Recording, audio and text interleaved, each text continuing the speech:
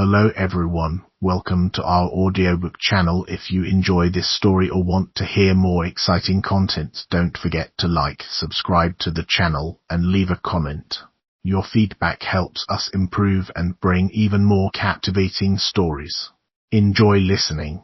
Ancient Tomb: The War Between Gods and Monsters, the final book in the creepy fantasy series. Fleeing the nightmares of Cold Thistle House, Louisa and her friends have taken up in a posh new London residence. But religious zealots from the Shepherd's army are flocking to the city in droves, and ominous warnings are being left on Louisa's very doorstep. With the evil influence of her father's spirit growing stronger, Louisa knows she'll have to pick a side in the coming war between the old gods, whether shed light or not. Louisa will do whatever it takes to save herself, even if it means returning to Cold Thistle House. And when she strikes another devil's bargain with Mr. Morningside, she's forced to join his supernatural staff on a journey to a gateway between worlds, a place of legend, the Tomb of Ancients. But as always, Louisa knows there's a catch. In this epic finale to Madeleine Roux's gripping House of Furies series, eerie photographs and beautiful illustrations from artist Iris Campiat help bring to life a world where gods and monsters are at war and no one will escape the battle unscathed. It was becoming less and less obvious where I stopped and he began. My father's dreams had become my own, and like his dark heart, they were ever terrible and troubling. I dreaded sleep yet fell into it with ease, a deep and dreamy slumber consuming me the moment my head touched the pillow. At times, in these dreams, I wondered my past and his, watching as an observer, as an outsider judging my own choices and his. But on that night, I explored a seemingly endless hall, high and arched as a cathedral, the walls and floor made of a black, twinkling glass. And while there was no explanation for it, I knew this place, and my presence in it, to be real. Though I slid through it in my dream, it felt as solid and true as the bones in my body and the blood in my veins. A real, true place, hidden somewhere, a church of starlight and mystery, with a tremendous secret churning like the determined and bloody chambers of a heart. When I walked in that hall, I walked with my father's footsteps, his soul's presence in my body, his voice never far from my thoughts, as if he were there beside me, smirking, a question on his lips. Are you lost, child? I did not feel lost in that dream, in that strange, endless corridor. There was something at the end of the hall waiting for me, an answer, or perhaps an ending. I moved toward it with purpose and a trembling in my hands, for no ending came easily and no answer was ever given without a price. Chapter 1. London. Autumn 1810. I was not strictly to blame for what happened at the Thrampton ball, though all those who witnessed the aftermath might claim otherwise. It would be hard to argue with their logic, considering I emerged from the house covered head to foot in blood, a small, dull knife still clutched in one hand. For a moment it had been a sword, at times a shield. It became whatever tool of defense I needed it to be, shifting from honed to blunt at my will, bent by my changeling powers now more potent than ever. For I harbored a god spirit in my body. It had been the thing used to resurrect me. And that was how all this trouble began in the first place. That was how a perfectly charming ballroom became an abattoir, a scene of horror and gore, guts in the punch bowl, screams of anguish splattered across the fine cucumber sandwiches. I had not attended the Thrampton ball expecting to be ambushed, though there had been signs that something in London was terribly amiss.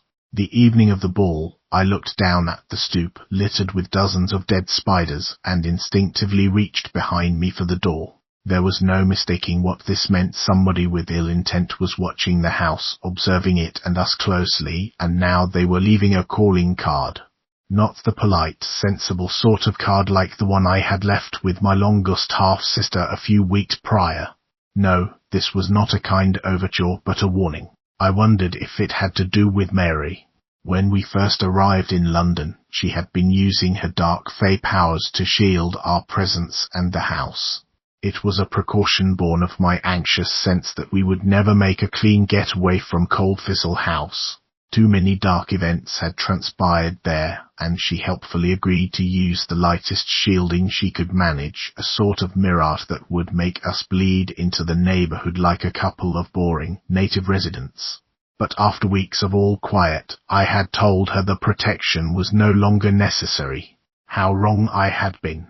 Towing aside a few of the dead spiders, I flicked my eyes up to the gated perimeter of the lawn, seeking anything ominous that did not belong. But the fog was thick, and all those who were out late on the town were concealed by heavy black coats or gliding along in carriages, the mist making those carriages look as if they were pulled by nothing at all. My ghosts. I went back inside with heavy steps. London was not at all what I'd expected. For all its terror and strangeness, there had been a kind of peace at Coldthistle House. I would wake to near silence or the soft bustle of the staff and guests rousing, and I would sleep to the rumbling snores of Bartholomew the dog or Poppy's voice as she sang herself odd lullabies, coaxing us both into dreams. There was never peace in London, a fact I did not mind, as the traffic of the horses, cries of stray cats, and merry singing of the drunks wandering home at night made for distracting company. The noise kept me from delving too deeply into my thoughts and fears. It kept me from pursuing the growing number of voices in my head, those that had come almost the moment after my friend and former colleague Chidioke diverted my father's godlike spirit into my body, saving me from death. The differences, the changes, did not bother me until the dead things began arriving on my doorstep. The first had come the week before, a small and dusty bird wrapped in a handkerchief. Mary had been the one to discover it, shrieking as she opened the door to retrieve our wood and fuel delivery. The package had come, but the bird was on top of it, its coal-black legs curled up, its toes splayed horribly, part of the beak missing as if snapped away, a silver spoon impaled through its breast. The second unwelcome surprise had come only 2 days later, while we entertained our neighbours, Mr. Hinton and his daughters. We had been enjoying a spirited round of whist, and then there was a knock at the door, and Kent excused himself to help our servant, Agnes, answer. They were gone for too long, prompting me also to take my leave from the game and join them in the front hall. Another strange thing had turned up this time. It was a child's toy in the shape of a shaggy black dog, its head torn off and left with the body. Kent and I had shared a glance that Agnes couldn't possibly understand. I had a feeling we would share it again tonight when I retreated back into the house. But inside I found neither Kent nor Agnes, but Mary, her curling, reddish-brown hair braided neatly up, away from her ears and in a crown over her head. She wore a fine white gown and a green shawl draped over her shoulders. She rushed toward me, reading at once the pale fury on my face. I had only gone out to get a breath of air, nervous to attend my first social dance in the town. "It's happened again, hasn't it?" she asked, her pallor matching mine. Kent emerged from the shadows near the staircase, dressed for the dance in a becoming black suit and cloaked coat that hid his many tattoos and scars. What was it this time? His low voice trembled with disgust. Spiders. My eyes slid between the two of them, and I walked to the staircase, leaning on the banister. I suddenly felt faint, and the whispering voices in my head rose like a restless tide. A bird with the spoon, a dead dog, spiders. These aren't random warnings, they are messages from someone who knows our business here. I shouldn't have stopped shielding us, it must have been doing some good after all. Perhaps we shouldn't attend the ball, Mary said, biting her lip. We could be in danger. Then we would be safer away from this house, I suggested. The hall glowed pleasantly with the sconces lit for the evening, a lingering scent of roast and baked bread remaining from our supper. Agnes and our housekeeper, Sylvia, chatted in the kitchen, their work done for the day. "I will fetch a broom," I added. "The spiders will frighten them." "They have a right to know something is amiss," Mary replied, following me as I went to a small cupboard in the hall pantry. "Someone is trying to frighten you." "Us." "I know that, and I will tell them, Mary, just in a manner that doesn't involve them stepping all over a pile of dead spiders." I had snapped at her. She recoiled and slipped back toward the foyer, hugging herself tightly with the shawl. It had been happening more lately, my temper fraying, the endless battle to quiet the voices in my head turning me into an exhausted meanie. That was unfair, Mary, I apologize. I'm simply upset. And exhausted. And overwhelmed. I found the broom, carrying it quickly to the door and outside, glancing around again for signs of life on our property as I brushed the tiny black bodies into the hedges. As you should be, Kent grunted. His English had improved so much over our travels and subsequent move to London that he had only a trace of an accent. His penmanship still needed considerable attention, but that was far less of a priority. From now on I will sleep outside. They will not feel so bold and clever when I catch them red-handed. That's absurd, I said, closing the door again and hiding away from the chilly fog. We can take turns, can we not, keeping some kind of watch? It almost makes me miss the residents, Mary whispered, referring to the shadowy monster creatures that roamed our old home. They had kept a constant vigil, though I had from time to time managed to evade them. I'm sure Mrs. Hallam would know some magics to keep us safer, wards or something. We don't need wards, Kent replied, taking the broom from me and returning it to the cupboard. We have. He cleared his throat, checking over his shoulder to make certain Agnes and Sylvia were not near enough to overhear. Me. We have my nose. You've been kind enough to let me stay in this house, shelter me. Let me do something in return. Besides, you are. He was staring at me so intently it almost made my skin itch. His unusual eyes pulsed with purple light, a side effect of his condition, the ability to shift into a jackal-like giant with razor claws and fangs. Then it dawned on me what he meant me. My voices. My problem. Finish your thought, if you please. You should not take offense, I chew. You have the voice of a mad god in you that would test even the strongest fae. Mary took a step back from our bickering, still hugging herself. You know I hate it when you call me that. My temper was causing more of this too, more fights, more disagreements. It burned to know that both Mary and Kent could see me struggling. I was supposed to be the head of the house, the one who had inherited the fortune that paid for our newer, shinier lives in London, a caretaker and someone to be depended upon. But it was becoming clear that my hidden fight was no longer so hidden. I pinched the bridge of my nose and took a deep breath, shoving the voices away, trying to bundle them and lock them up tight. But it was like trying to pick up water, and one or two sly whispers always slithered free. They question you. They dare question you. The voices, quite obviously, were rarely friendly. If I wanted my companions to consider me capable, then it was time to act like a leader. I pulled back my shoulders and calmly looked at them each in turn, folding my hands in front of my waist. We will attend the ball this evening so as not to alarm Agnes and Sylvia. Tonight Kent will take the watch on the property, but tomorrow we will discuss a more permanent solution. In the morning, I will let our staff know that something is amiss and question them to see if perhaps they've noticed anything strange lately.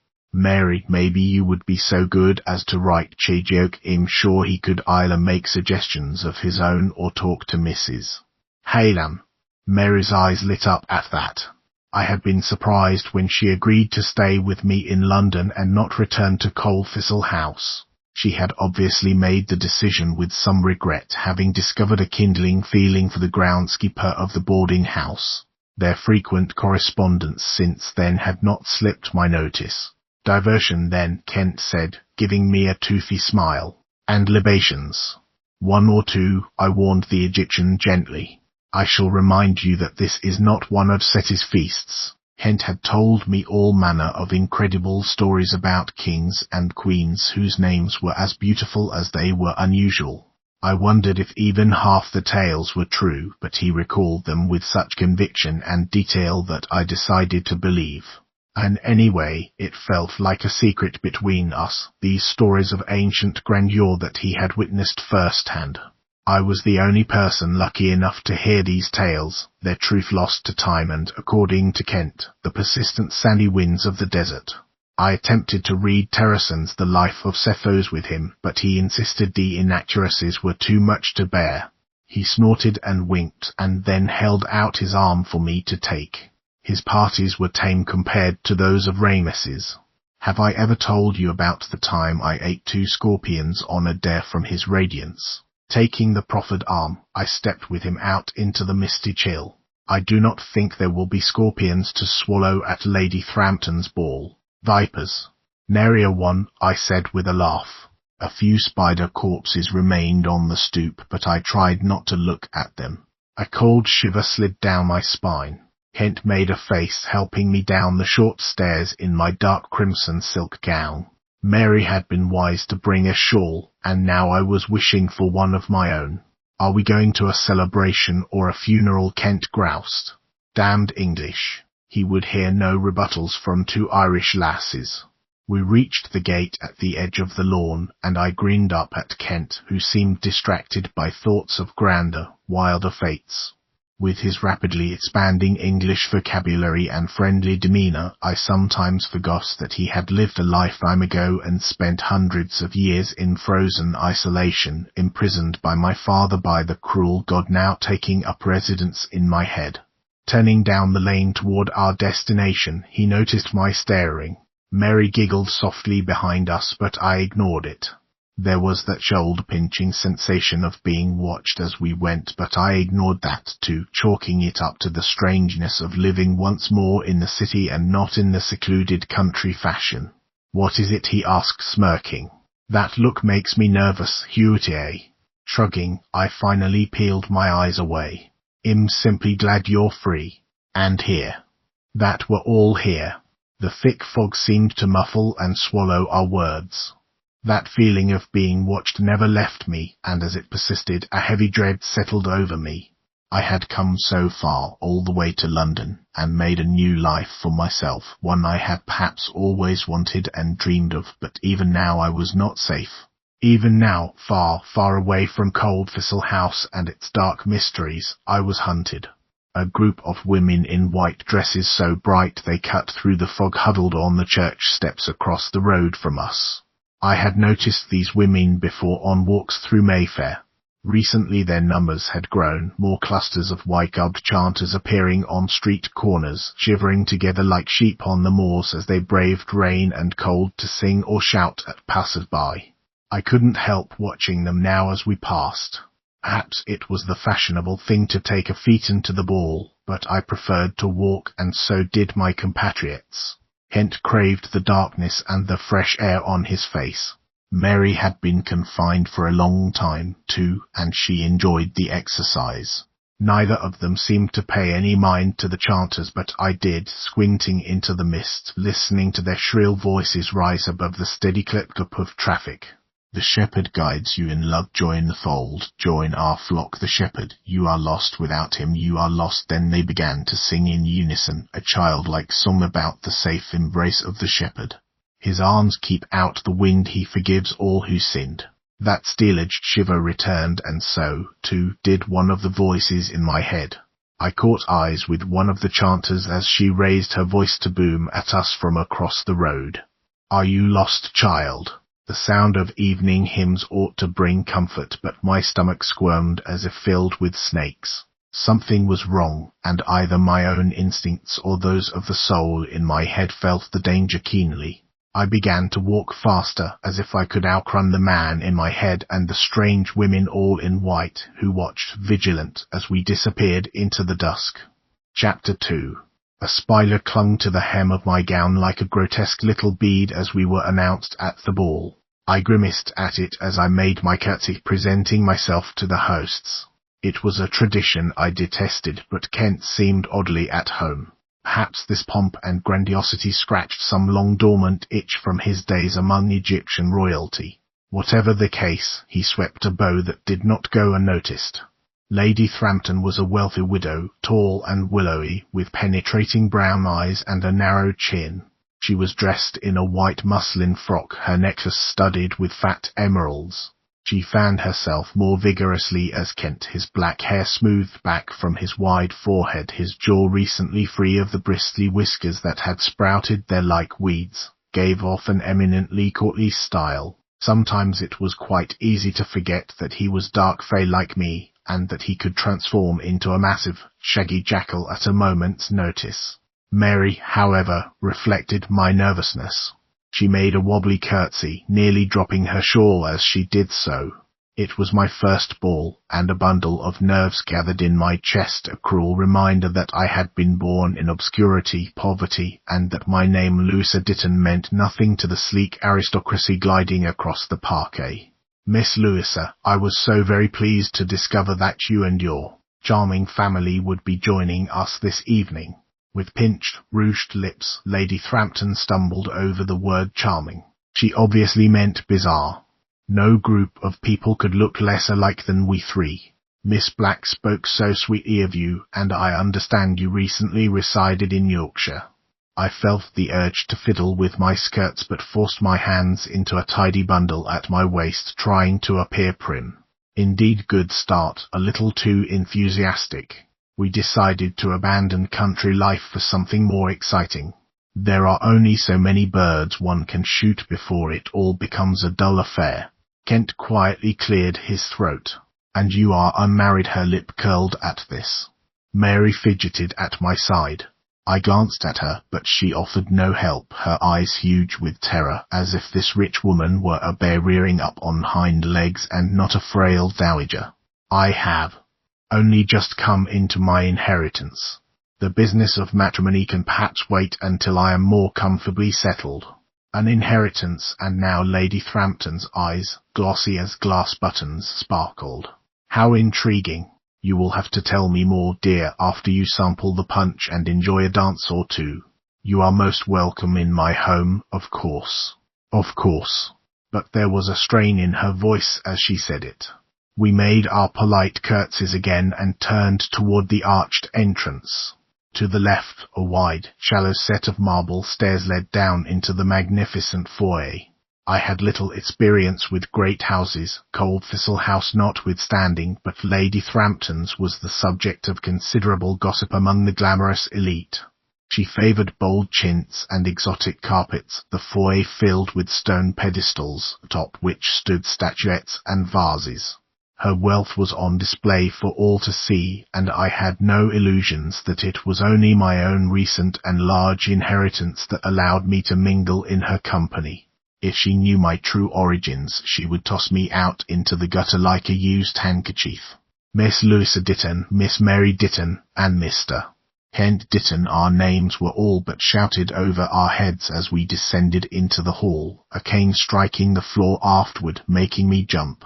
This jacket itches, Kent informed me, tugging at his collar. I do not like how that woman gawks at you. How long must we stay? You seemed right at home, making an impression on Lady Thrampton, I teased. Charming a ridiculous person and tolerating this suit are not the same. At least until I've spoken with Justine Black, I told him in a low voice. Lady Thrampton was not the only gawker. Our presence was sure to drum up gossip. Three mismatched strangers to Mayfair, swooping into society with few possessions, no connections, a mystery inheritance, and a pink spider in a cage, which had also been passed down to me from my strange father. We were bound to set tongues wagging, and the company at the ball did not even attempt to hide their curiosity or, of course, their disdain. Try to enjoy yourselves, I told them both with a tight smile. After all, it's quite diverting, all of them staring at us because they suspect we're really poor or grifters when the truth is so much more horrifying. They would not act so superior if they knew, Kent said with a growling chuckle. Is a demonstration in order? No. Absolutely not. But he was only poking at me, and both he and Mary laughed. Ordinarily it would not bother me, and I might have shared in their merriment, but the beastly voice in my head woke and snarled and snapped. He did not like to be laughed at, my father, and his displeasure spread like poison in me. I squeezed my hands into tight fists, feeling nauseated from fighting back the voice in my head. Something had to change. When we reached out to Chidioke about the strange happenings at our house, I needed also to inquire about how to eliminate the dark influence that day by day tried to overpower me. I was grateful, naturally, that Chijioke had saved my life, and I understood the desperation of that moment, my life leaking from my body, shot to death, and a conveniently nearby spirit that might bring me back. But still, it felt like another curse had been heaped upon me. I could more or less control my changeling powers now, but this was something entirely different. That I could not control it and that it so obviously longed to control me filled my heart with constant dread. But the candles twinkled all around us, and couples in formal black jackets and regal gowns with puffed sleeves and dainty embroidery swirled about the floor, as pretty and perfect as dolls. Mary took great delight in knowing all about the latest styles in London, and she had done her best to clothe us so as not to be an embarrassment. Sadly, she could do nothing for my almost unnaturally pale skin and limp black hair. What's more, my fitful dreams had left me with bruise-like marks under my eyes and a hollowness in my cheeks. No, I would not be finding any eager suitors at the ball, though such matters were far from my mind. "What does Justine look like again?" Mary asked. Kent had spotted the lengthy table with refreshments and nudged us both in that direction. I allowed it, running my eyes lightly over every passing face, trying to find a woman who resembled both myself and my father, the so-called Croydon Frost. "We met just the once," I explained. "I called on her unexpectedly, and she had to leave for an engagement. Most of my experience with her is through correspondence. But she is very pretty, tall and graceful, with black hair and expressive brown eyes." "It was kind of her to listen to you," Mary replied. "After all, it's all a bit baffling, messy and humiliating, you mean?" "No," she looked taken aback. "You can hardly choose your parentage." I nodded, distracted. In my father's papers I had discovered that he had children all over the place, and Justine was one of them. My half-sister. She was one of the few, like me, who had survived his deadly schemes. I had written to several other survivors, but Justine was the only one who actually responded. Her letter had been meandering and careful, but it became clear she would be willing to pursue a friendship and to hear more of our odd father. "Though your story is, quite frankly, rude and implausible, some part of me knows it is true.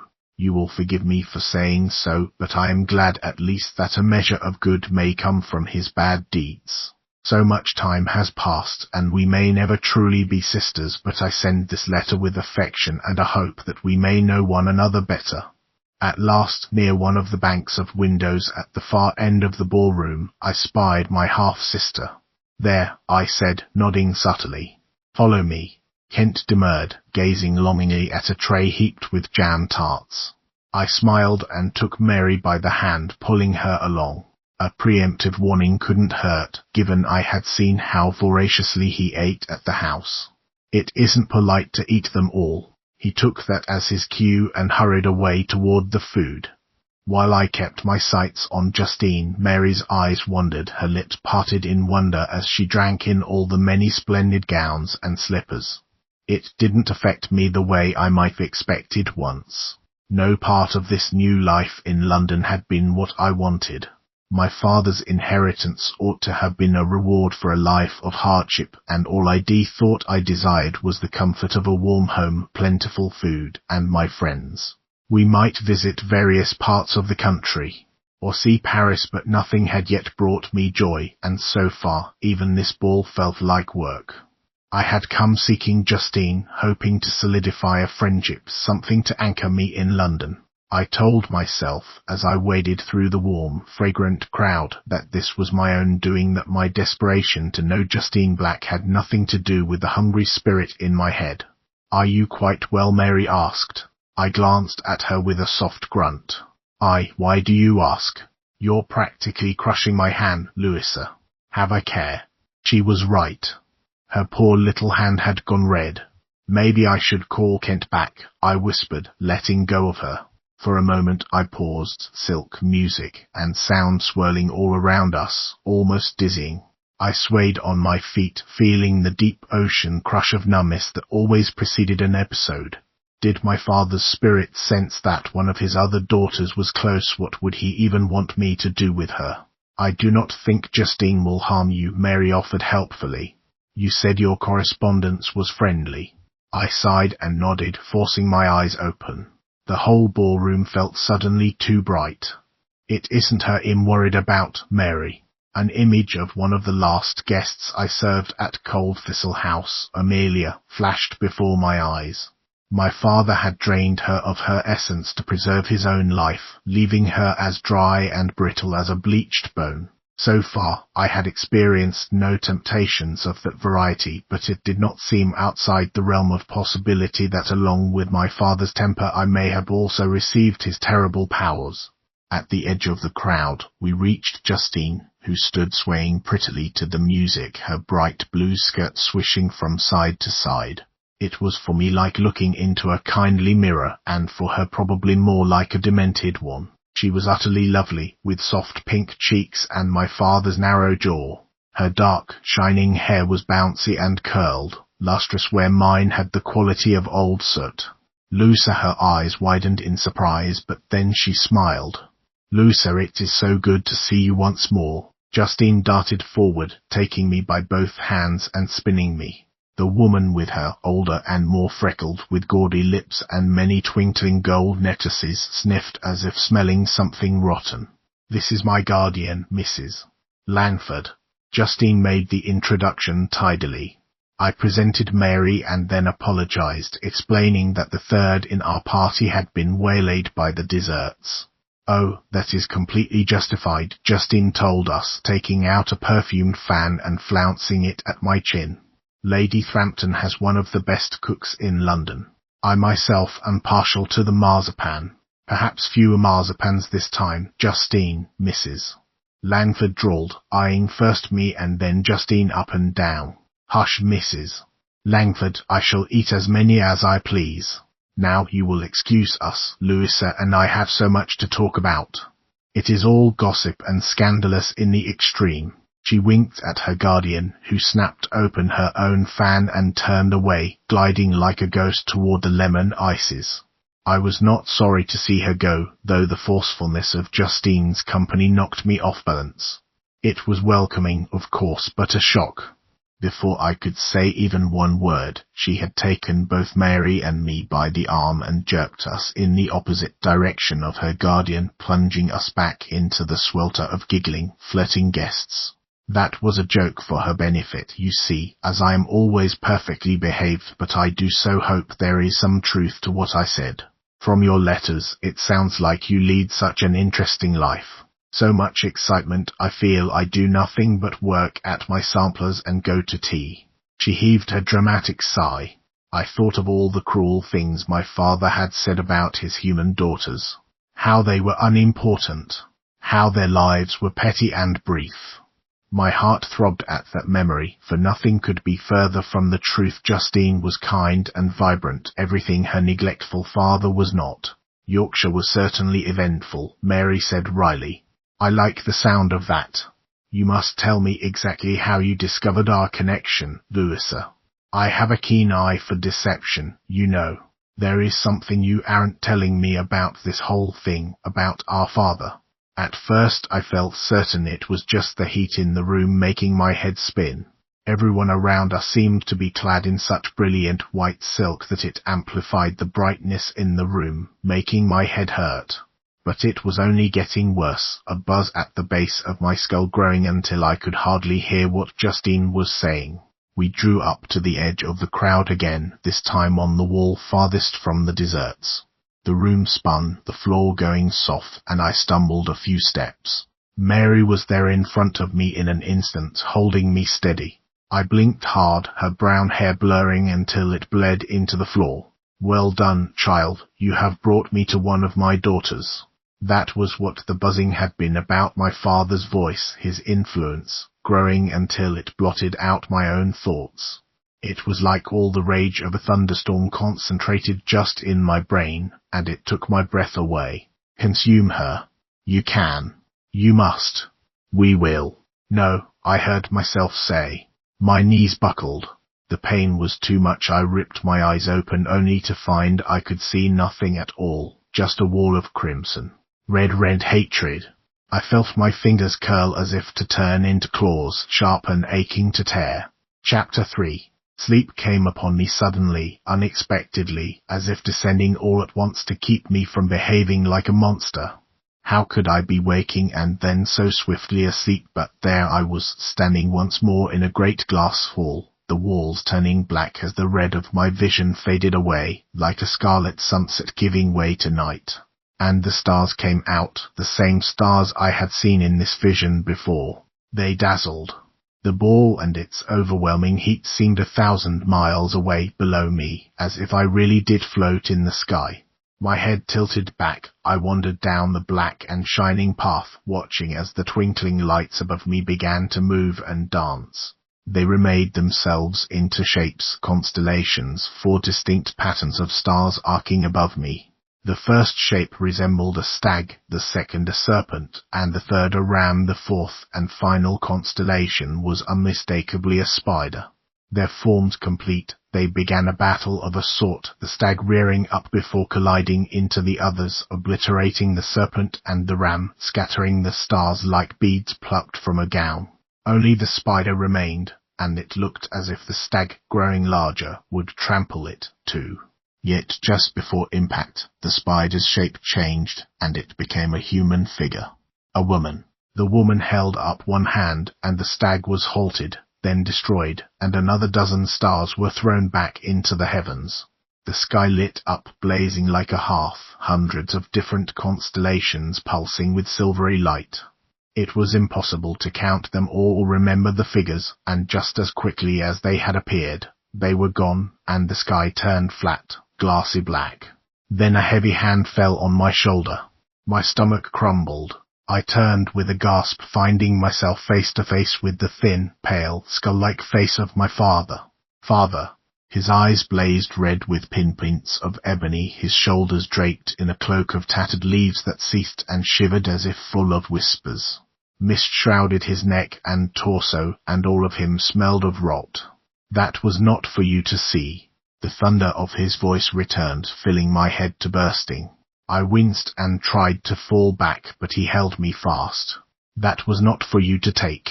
You will remove yourself, child, you will remove yourself from my head. It was too loud, my skull was going to split. It burned where his hand touched my shoulder. I screamed out, flailed, and then in a twist of red and silver smoke, he was gone. No, you get out of mine. I came awake with a shout, lashing out with my arms, sitting up and finding myself nose to nose with a widowed Mary. Kent paced next to the small fainting sofa I had been laid upon. We were far from the ball and alone, isolated in a library somewhere in the mansion. A thin shawl had been draped over my waist, and a cold cloth fell with a damp splat from my forehead and into my lap. How long was I asleep? I whispered. Not long, Kent answered. A bit of jam stained his shirt sleeve. Lines of worry eased from his brow as he came toward me, kneeling. Moments. Are you well? Obviously not, I said. He and Mary shared a look of alarm, but I waved them off, taking the cloth and pressing it lightly to my feverish head. I have not been completely upfront about what is happening to me. I dodged their prying eyes, concentrating on the embroidered shawl on my legs, trying to trace one of the paisley patterns with my fingertip. The spirit inside me is banging on the door, so to speak, and the hinges are beginning to creak. Oh Lord, Mary breathed, crossing herself out of habit. I thought it might be something like that. So you hear his voice, then? I nodded and pulled at one of the threads in the shawl. It came loose, and I slowly wound it around my finger. More than that. I sense his will. I sense his need to control me. Just now, I think he wanted me to suck the life out of Justine, in the same way he did to Amelia. Kent swore under his breath in his native tongue. Where is she? I asked, suddenly frantic. I reached for their hands, squeezing. Good God, don't tell me. She is very much alive, Kent assured me with a smirk. Concerned and talkative, but alive. She went to find a carriage to take us home. We should keep her away from me, I said, sullen. Just to be sure. She will not like that at all. I thought she was going to faint when you collapsed, Mary added. But we will make some excuse, and hopefully we can avoid being seen on the way out. Are you strong enough to stand? I'm sure our host is delighted, I muttered and nodded. More gossip. Releasing their hands, I swung my legs around to stand, placing the cloth on a tray beside the sofa. I wish I could tell her the truth. All of it.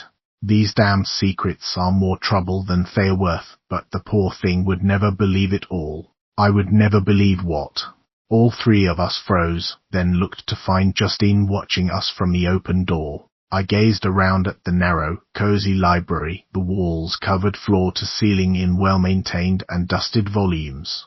Justine was holding a small wine decanter and took a few bold steps into the room, setting her jaw. And I resent that, being called poor thing. I am capable of understanding a great deal. So what are all these strange and terrible secrets? Now is not the time for... But Justine interrupted Kent, shaking her head and striding toward us. Don't do that.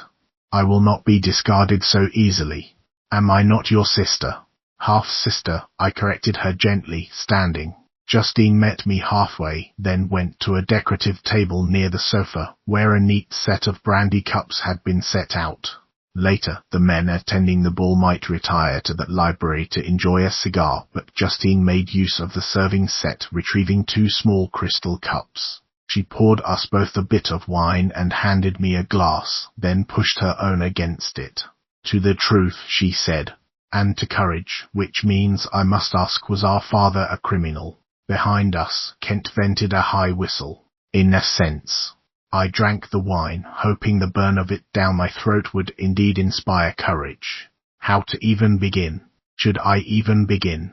But Justine's huge brown eyes were imploring, and when I looked at her, at what I might have been had I been born to kinder circumstances, I couldn't help but want to trust her. Had I not come with the express purpose of trying to forge a sisterly connection? If that connection mattered, then so did protecting her. I trailed away from her, back toward the sofa. "'Tis so bad you cannot even meet my eye." "Mary," I murmured, ignoring Justine for the moment. "If anything goes wrong, can you shield her from me?" With a slight nod, Mary crossed to stand between us. When I reached a safe distance, I turned back and spun the cup with both hands nervously. Justine fidgeted and then quickly poured herself another glass. "I suppose you believe in God?" Her eyes blew wider at that. "Oh, what an unusual question." "Yes, of course I do." "That will make this difficult." "Good heavens, can it really be so awful?" Justine yelped. "Then he was not a godly person." I almost had to laugh at that. "He was tremendously powerful, like something out of a fairy story.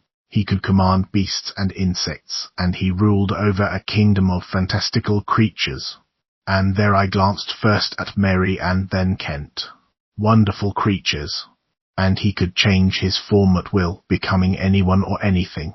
Is that how you describe me?" Pathetic. Cringing, I shook my head and willed him to be silent. The threat of another headache pulsed at the base of my neck, and I wondered if that was his attempt to keep me from sharing the truth with Justine. What did it matter now? He was locked away in my head, and she was his daughter, which gave her a right to the full story. Justine lingered over that information for a long moment, unblinking. She had gone dangerously pale. "Surely you jest. How could such a thing be true?" "It's true, Justine. I did not come all this way to tell you lies. I do dearly want to trust you, half-sister, but they're fairy tales," she stammered, shaking her head. She went quiet again, then slowly said, "I believe my governess told me stories of such things. Little oddlings that scurried through the woods, stealing babies and shiny things, turning into tomcats or birds to fool people. Just so, I told her. But all those wild tales for children are true. I'm one of those things, too. I can change my own visage." The details of how did not seem relevant, and Justine already looked very pale. You. Then does that mean I can?" "I'm afraid not," I interrupted. "At least, I don't think so. Our father hunted around for all of his children, his daughters, hoping that some of us would inherit his powers, hoping that he could consume us and our power to sustain his life for eternity, I suppose. He had grown weak over the ages." With a flurry of breaths, I tossed up my hands. Forgive me, there is so much more. Wars and grudges. Other godlike beings all mixed up with one another. She twined one finger around a black curl near her ear and looked at me askance. This all sounds like an elaborate joke. I realize that, I said. And yet you all look so deadly serious, it makes me want to believe you. I took Mary's shawl from the sofa and handed it back to her, then nodded toward the door leading out from the library. There is no need to believe me, Justine. You asked for the full truth, and I've tried to give it. All I can do is offer what I know. What you choose to do after that is up to you. Mary wrapped the shawl tightly around herself, walking next to me as we gave Justine a wide margin on our way to the door. This is not a trick or a joke. I wanted you to have the truth because we're blood. Kent met us as we passed Justine, and she put up a trembling hand. Wait, she murmured. Do not leave just now. Will you continue? She turned to us with those huge, glossy eyes and gave us a wobbly smile. Please. I can't promise I'll believe you, but I can promise to listen. Listen.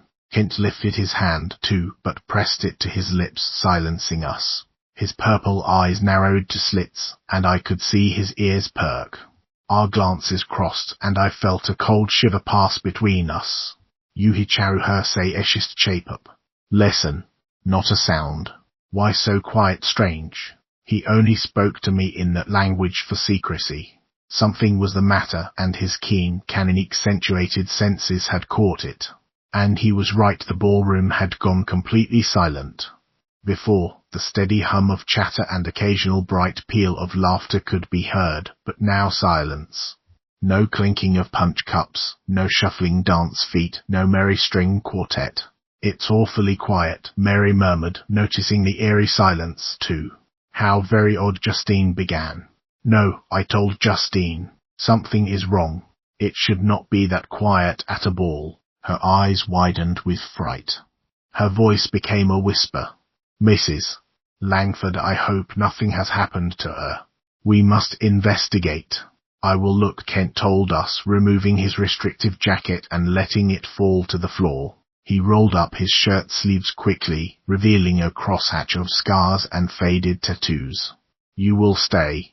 There was a sudden crash and grunt of pain from the direction of the ballroom. The chill in my spine spread quickly, unnaturally, and I realized with a gasp that this was not just fear inside me but a warning.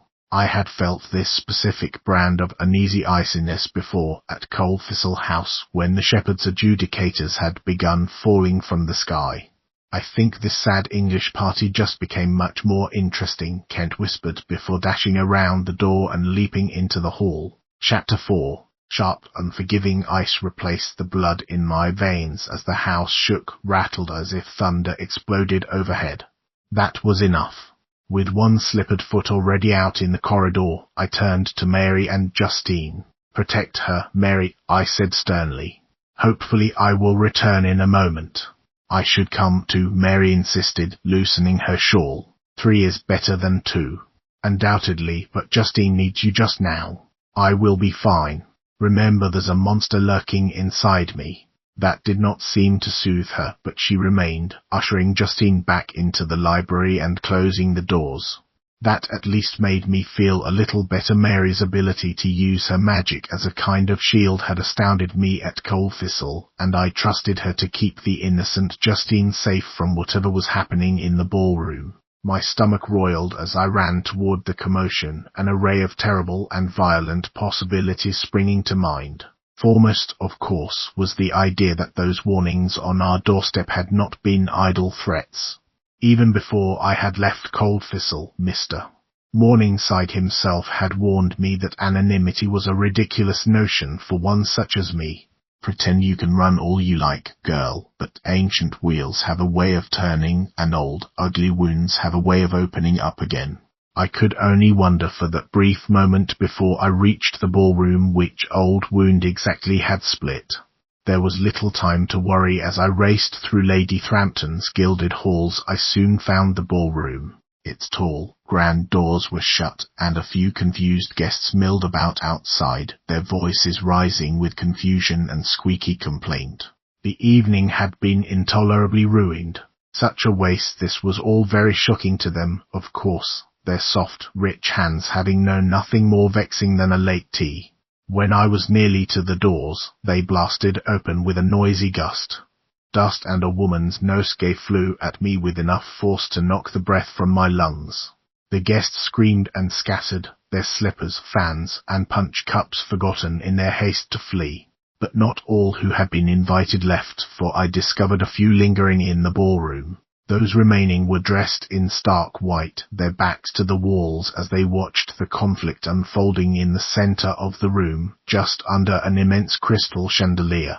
A fine layer of plaster dust, ivory as snow, had fallen around the two figures circling each other. The ceiling above had been cracked by the force of whatever had caused that initial noise. That horrid frost in my veins had thickened for a reason. One of the shepherd's adjudicators had come, dropping from the heavens and landing like an anchor on the parquet. The wood where she had fallen was splintered, almost ground to shavings. "Sparrow," I said softly, drawing to a stop. Her yellow hair had been cropped short, and she had abandoned her grey suit for what looked like a set of ancient leather armour. A clean white bandage was wrapped around her throat, and a brace hugged her arm, remnants of her encounter with father at Coldthistle House. For all the wounds she had suffered at his hands, she now looked capable and furious. "The prodigal daughter is here." She darted toward Kent with a natural speed, shoving him out of the way with her hip. I knew this flea-bitten mutt was lying. "I'm sure he couldn't help it. He's barely more than a dog. Does he come to you with a whistle?" I found myself striding toward her. Ordinarily, the sight of her tall, golden, and immensely strong would make me think twice about an open confrontation. The only thing that gave me pause now was the number of innocent onlookers in the ballroom. "I wouldn't if I were you," I told her. Off to Sparrow's side, Kent bristled, and it did not take a keen eye to notice the way the muscles in his forearm strained against his skin, the beastly form below bursting to get out. "We snuffed out his kind ages ago," Sparrow said, shooting him a glare. "Shame we missed one." The sound Kent made put my hairs on end. It was not a growl a man could make. Any moment now he would explode into his other form, a dog-like creature, 8 feet tall and with razor-sharp claws. The noble ladies in the corner might actually die from the shock of it. "Don't," I cried out. "She wants to provoke you. She wants to provoke us both. We have to be better than her." "Unlikely," she said, rolling her bright blue eyes. "A cur and a chambermaid." Sparrow drew herself up to her full height, letting her human form melt away like candle wax, revealing the blazing, golden body beneath. Her facial features became difficult to divine, her skin and bones turning into molten gold. One arm, the uninjured one, flashed as it turned into a long, pointed lance. I expected to hear gasps from the remaining guests, but none came. My jaw set, the cold dread in my belly no longer just from Sparrow. Her presence was frightening, yes, but more was amiss. Kent seemed to notice too, glancing around in every direction, and as he did so, the men and women waiting near the walls began to close in around us. How could it be? Why were they not afraid of her? Sparrow laughed in the face of our confusion, as haughty and irritating as ever. "Did you think it would all just go away?" she taunted, waving the golden lance her arm had become. "You swallowed the soul of the Dark Father. The book, all that pathetic feign knowledge, it's in you. Did you not receive my warnings, love? I thought the spiders were a nice touch, considering you're mere moments away from being a sad, dead little insect, too." She charged, her golden skin so fantastically shiny it hurt my eyes to look at her. But I had to defend myself. I stumbled back, but found that a row of guests was walking slowly to meet me. Their faces were all similar masks of fearlessness. One mustachioed gentleman even smirked. I felt the heat of Sparrow's body as she raced toward me, but I dodged at the last second, hurling myself out of the way. She skidded to a stop, then spun gracefully, a flicker of wings sprouting from her back before they were gone, before ultimately landing in a defensive position, lance lowered across her body. The point of that weapon, glittering with lethality, had almost punctured the mustachioed man's side. "Stop this!" I shouted. You're going to kill someone. Sparrow laughed again and shot herself like an arrow toward me. That's the idea, darling. She was madder than usual, and as she charged at me like a weapon made flesh, I heard the men and women surrounding us begin to chant. God, they were all the shepherd's chanters, no different from the bizarre crowds I had noticed spreading across London like a pale rash. The shepherd will guide, the shepherd provides, for him we will live and for him we will die. They chanted it over and over again, low and rumbling, but growing louder. Sparrow bobbed her head along to the beat of their slow singing, raising her lance as if to conduct them with a baton. I clenched my jaw, forcing myself to remember that they might have any number of reasons for following the shepherd. Perhaps they truly were lost and needed something to believe in to steady their hearts and give succor. Or maybe adjudicators like Sparrow had found a way to convert them against their will. I did not know enough, and I had no proof that these humans deserved to be harmed. I will not hurt them, I told Sparrow, but she did not slow her pursuit. Her lance punched toward me, close, so close the blade's end ripped the shoulder of my gown. The contact startled me, and I fell to the side, rolling to avoid her weapon as it came down again, the lance burying deep into the floor. Sparrow struggled to extract it, and I used that time to roll back to my feet and join Kent at the opposite end of the ever-tightening oval. The chanting was almost hypnotic, but I forced myself to focus. Ideas, he hissed. Because they certainly will hurt us. His arms keep out the wind, he forgives all who sinned. Let me think, I whispered back. But we both knew there was no time for thinking or for hesitating. A familiar tightness in my skull meant that Sparrow and her ring of believers were not our only problems. Like Kent, father was ready to retaliate. The chanting persisted, but one of the guests behind me darted forward, grabbing at my arms and trying to hold me. I wrestled against them, screaming, thrashing, but Sparrow took the opportunity to throw herself toward me, spear raised high. Do it, I told Kent. He needed no further instruction. As I fought against the human pinning my arms, I heard his fine shirt tear to pieces, his beastly form pushing through his skin.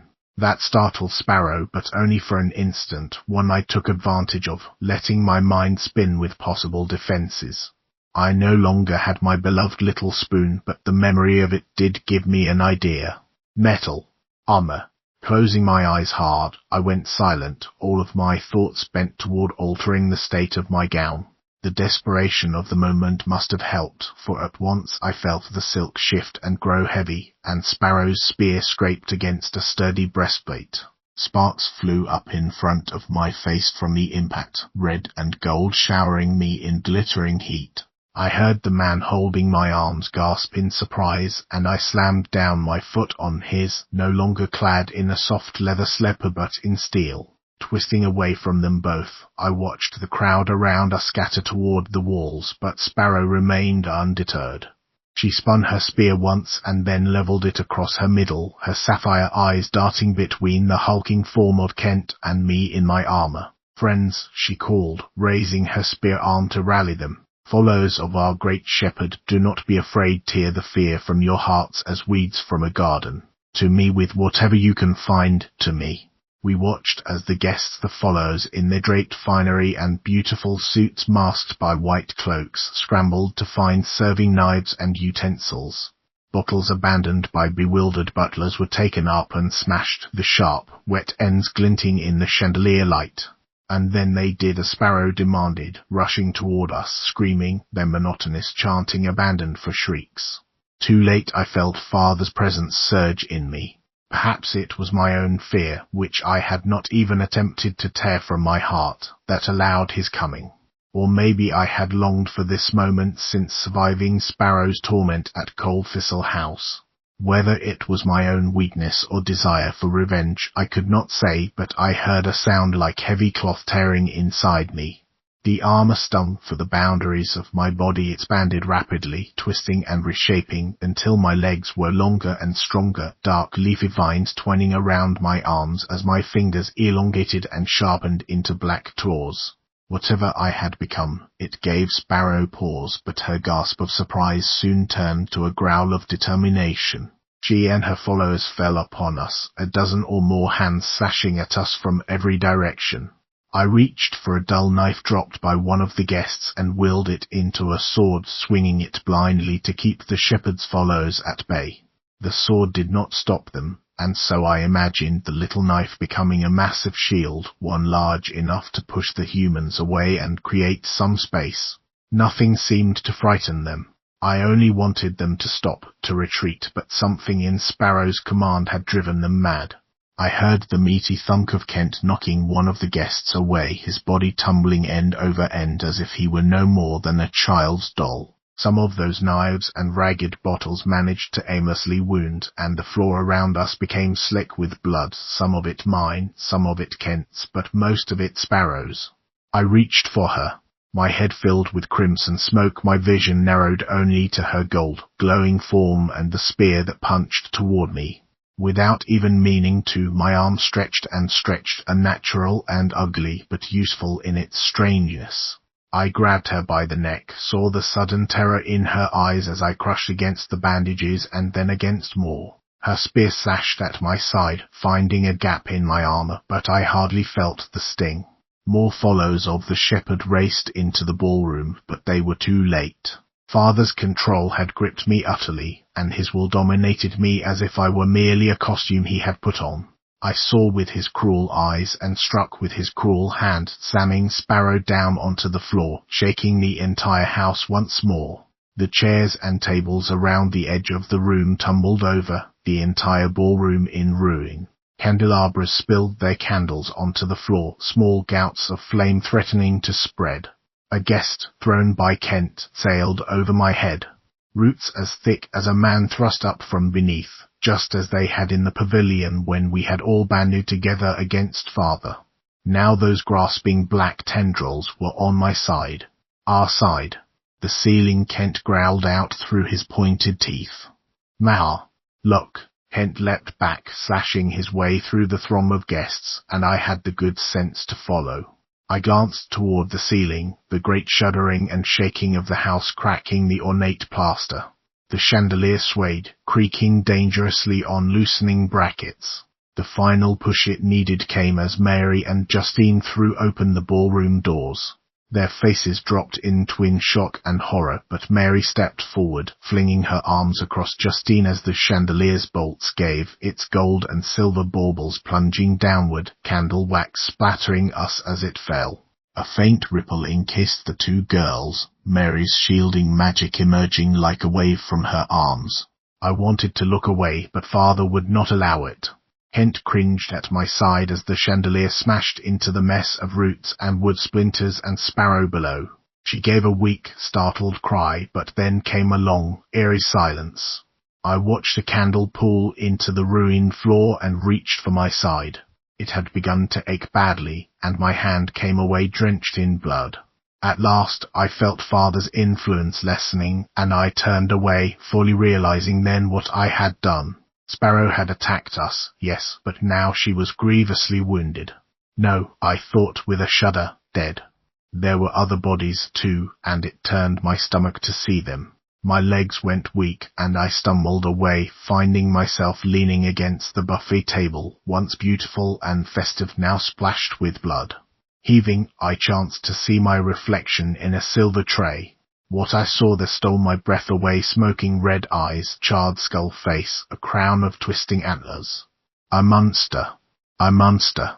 My own face began to emerge. The beast I had become receding until the reflection showed nothing but a scared girl, her face smeared with blood, a dull supper knife clutched in one shaking hand. Chapter 5.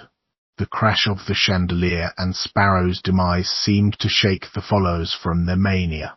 Those who could run from us did, streaming out of the ballroom, the white trains of their gowns flowing behind them like flags of surrender.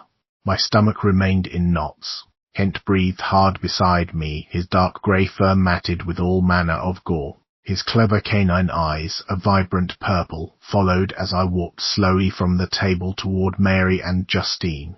I could not bring myself to look at the chandelier. At Sparrow. She had been a miserable thorn in my side since the moment of our meeting, but I refused to believe that she deserved such an end. Goodness gracious, Louisa, what a disaster. Are you all right? Mary breathed, closing the distance and throwing her arms around me. We heard such awful noises. We need to find somewhere safe to go, I replied, disentangling quickly and marching for the door. Justine was frozen there, her hands covering her mouth. Where is your guardian, Justine? She must be in the house somewhere, Justine managed to stammer. I did not see her among the crowd, and surely she is not among the. We must find her, I said. Though I sounded clear-headed, I felt anything but. Muffled voices came from beyond the foyer and out the doors. Brushing past Justine, I motioned to Mary, and Kent now returned to his human form and wearing very tattered clothing, and then hurried toward the commotion. We found Justine's guardian, Mrs. Langford, fanning herself in a sweaty panic on the lawn of the house, joined by the guests who had fled immediately and those who had survived the battle with us. The survivors looked dazed, blooded, their fight gone out of them now that their leader, Sparrow, lay dead under a chandelier. They all appeared to be looking at something on the far side of the lawn, and we moved through the crowd with no trouble. Nobody who did notice me wanted to be near the girl with the blood-stained gown and knife. An older woman in an orange satin dress swooned and collapsed on the grass when I passed. We found a lone man standing at the head of the crowd. He was young, hardly older than myself, and he had a ruddy complexion and bright ginger hair. His suit was very simple, patched in places, and a pale bandage was draped around his eyes as if they were wounded. Even so, he appeared to see us plainly, and he shook his head at our approach. The young man took the measure of the crowd as a strong little hand grabbed my elbow. Louisa, my God, Louisa, you were telling the truth. It was Justine, her hair a-snarl, her pretty eyes wide with fright. I turned to her fully, not knowing what to say or how to explain what she had just witnessed. In her, I had hoped to find a friend, some semblance of normalcy, but now, seeing what the truth had done to her, I regretted ever coming to the ball. Her hands shook so badly that I felt moved to cover them with one of my own and press. Father roared inside me, still heated from the battle, and he no doubt wanted more. More, of course, being the consumption of this daughter, despite her lack of fey power. I had to remove myself from Justine, and soon, before he could harm her through me. She wept, her chin tucked against her chest, and I sighed. The only difference between us was an accident of birth. Had things gone differently, she might be the one cursed with father's spirit, and I the privileged, happy-go-lucky lady about town. Mere chance had protected her from father's rampage, his path leading him to me before it ever reached Justine, and it cut at me seeing her so undone. I decided perhaps it was better that I had been the one to shoulder the burden. It will take time for you to really understand, I said to her gently. But I could say no more, as the young man at the head of the crowd now addressed me. I suppose this is your bloody mess. He heaved a full-blooded sigh and swept the fringe off his forehead. He had more freckles even than Mary. You are friends of Henry's, so it figures. We are not his friends. I began, but he pushed me aside, opening his arms wide to the assembled guests who shivered in the fog under flimsy shawls. Justine continued crying into her gown. Dear friends, you are all so weary and confused, allow me to help.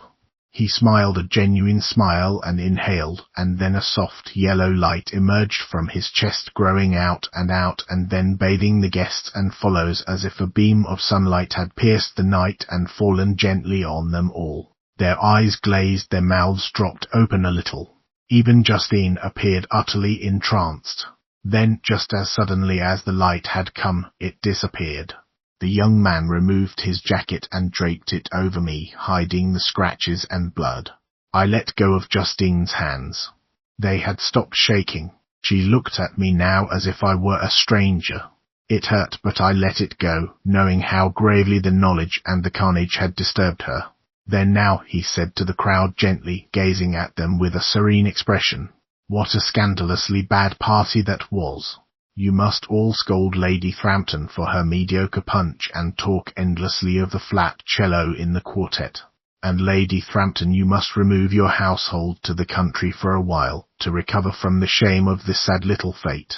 Lady Thrampton, whom I had not seen among the follows but now realized had been one of the attackers slashing at us, lifted a blooded hand to her lips and frowned.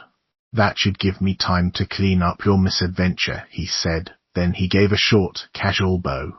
Dalton Spicer, the fool stupid enough to help you out this evening. Spicer, I repeated, following him toward the gates that led away from the estate. It was my turn to feel as if I were in a haze. The crowd mingled for a moment behind us and then gradually began drifting away. Justine had found her guardian, but I had to wonder just how much of the evening she would remember. Our discussion in the library, for example. She would remember none of it if fate were kind. I know that name, I added. Why does it sound familiar? Because I'm an old chum of Henry's, he said lightly. And an adjudicator. The missing tine on the Sparrow and Finch Trident. At that, I froze, Kent and Mary flanking me. Dalton Spicer beckoned me along. There's no need for that. I'm not your enemy. I gave up judging and doing the shepherd's bidding a long time ago. Thus, and here he pointed to the bandage covering his eyes. He tugged the covering away, revealing empty pits where eyes might have been. We begin to go sightless when we turn away from him. He replaced the covering and strode right out of the gates, continuing briskly in the opposite direction of our home. Sightless, I asked. I could not judge you if I wanted to. My talents now are limited, and growing lesser by the day. It's worth it, though. I'd rather slowly turn into a hedgehog than become like Sparrow. He fell silent, and so did I, both of us appreciating the weight of her passing. It felt impossible that someone as powerful and magical as she could just be gone. And gone because of me. I wish you could have known her in a better time, Dalton told us, as if reading my dark thoughts. She changed after I left. If I had known my going would make her so angry, so cruel, I might have done things differently. Many things. But that and your relationship to Henry are discussions for another time. Right now we need to take you all to a safe house. A modest carriage with 2 immaculate white horses waited down the street, well away from the revealing lamps and the crowded lawn of Lady Thrampton's estate. He guided us to it with purpose, but I hesitated when we reached the door and he opened it. I noticed no driver. Wait, I said. I appreciate your intervention, I think, but this is all rather sudden. Kent nodded. How can we trust you? You're one of them. I do not like it. He was right. Dalton gave me that icy sensation in my veins, though it was far less noticeable than the way Sparrow and Finch made me feel. I studied the young man closely, but his face was unreadable. Sparrow and her follows know where we live, Mary pointed out. They were leaving dead things outside the door to warn us. I don't like this, Aya, but I think we should avoid the house for now. At last Dalton snorted. Sense. Look, I don't need you to trust me yet, but I do need you to listen. Those follows will not remain confused forever. Sparrow was no doubt using them to her own ends, and with her gone, someone else will come to take her place and control them. Their sense will return, and so will their loyalty, and their first inclination will be to follow whomever is sent, Finch most likely, or another of the shepherd's minions. I bought you time, but only a little. I fidgeted with the knife in my hands, passing it back and forth under the coat. But all of our things, Agnes and Sylvie, will be concerned if we disappear completely. We shouldn't let them stay in that house if it's dangerous. I will go, Kent said with a decisive nod. Agnes and Sylvia can be dismissed, and I will gather what I can of our things in the phaeton. Where do I meet you? His forwardness seemed to please Dalton, who gave an approving grin and then jerked his head toward the carriage. Dipped forward. It is not far. There's a little church there for St. Nicholas. You'll know it by the skull and bones on the gates outside. That sounded ominous, but Kent simply touched both Mary and me on the shoulder, waiting for our responses. Of course, I said hurriedly. Go. I think tonight proved I can more than handle myself. I never doubted I'd you. Then, more seriously, he said to Mary, "But you watch over her all the same." "Aye, we will watch over each other," Mary told him. "I promise." With that, Kent disappeared into the night. He was unbelievably fast when he wanted to be, and I wondered if perhaps he would transform into his other self in order to cut through the darkness at even greater speed. Dalton did not wait to watch him go, but climbed into the carriage and hustled us in with an impatient sound. We should make Dipford before dawn. The less this city sees of you, the better. The fog clinging to London's streets eased as we approached Dipford. I had never seen that part of town, and I let the orderly rows of homes and pockets of gardens distract me from a lingering unease in my heart. Mary, exhausted, fell asleep with her head on my shoulder. The carriage drove itself, the horses navigating through the city as if they had been trained for just that purpose. "I remember your name now," I told Dalton Spicer softly, trying not to wake Mary. "At Coldthistle there was an old copy of Henry's book. The inscription was made out to you. I'm sure he's furious with me for leaving it behind." His voice was tipped with regret. "You two were close," I continued. "He spoke of you." He shifted in the seat, leaning away from me and toward the window. I won't pretend to be interested in what he had to say. But yes, we were friends for a time. He was part of what made me leave the shepherd's service in the beginning. He had all these grand ideas about fixing the state of things, ending the eternal bickering among the gods. It was all very radical and exciting. "Now I see it for what it truly was," he murmured. "I lie." "He's good at that," I replied dryly. "Lying. We've arrived." I could tell he was grateful for that, as he all but jumped from the carriage while it was moving. The jerky hold startled Mary, but I soothed her with a hand on her arm. Outside, in the still gloom of the night, an owl watched us from the top of a stone skull sculpture. Just as Dalton had said, 2 skull-and-bones pillars marked the entrance to the chapel, a macabre addition to an otherwise quaint place. The chapel itself loomed above the gates, pale and square, a spindly tree swaying on the right side of the lawn. Dalton opened the door for us, and we climbed out into the cold. The carriage drove itself away, rounding a corner, the gentle clip-clop of hoofs fading into the chill. I huddled down inside the borrowed coat, still holding tight to the dull blade. There was no telling if I would need it, but I had been unwise enough to trust one of the shepherd's folk before, and this time I would be prepared. Chidioke had warned me when the Upworlders first appeared that they would never be my friends, but I had stubbornly believed that the kinder ones, like Finch, would heed their consciences and not follow orders blindly. In the end, he had chosen the shepherd, horrified by what he had witnessed at Coldthistle House. Yet I believed Dalton Spicer, and my intuition told me he was a kind soul, or at least well-meaning. Father, however, had a different idea. Murderer. Betrayer. Golden liar. "That's enough of that, thanks very much," I muttered. Sorry. Dalton turned toward me as we walked through the Skulmot Gate. "Nothing," I replied. "Are we to stay in the chapel?" We moved across the lawn toward the door, but veered away at the last moment, skulking instead around the side of the building. I reached out and touched the cool stones, a shiver transferring from chapel to skin. Looking up, I gazed at the windows above, but noted no candles and no watchful eyes. This has been a safe house for the wayward since. Well, for a long, long time. Not just for my kind and your kind, but for humans too. It has lasted through fires, through wars, through Tudors and Stuarts, through Williams and Georges. Dalton vented a low laugh. I suspect it will last long after Henry and the shepherd and you are forgotten. It was strange to be clustered in with those two, but I did not argue. Toward the back of the chapel, next to a handful of crumbling stone tomb markers, lay a heavy cellar door set apart from the main building. A haphazardly constructed stone arch was above it, engraved with symbols that meant nothing to me. Mary appeared just as confused by them. With the toe of his boot, Dalton tapped 3 times on the cellar door. A woman's voice answered from within, oddly accented and melodious, even through wood. "What is the reward of sin?" the voice asked. "Death." What sounded like 6 bolted locks were pulled open. The hinges shrieked, and then slowly the door slid open toward us.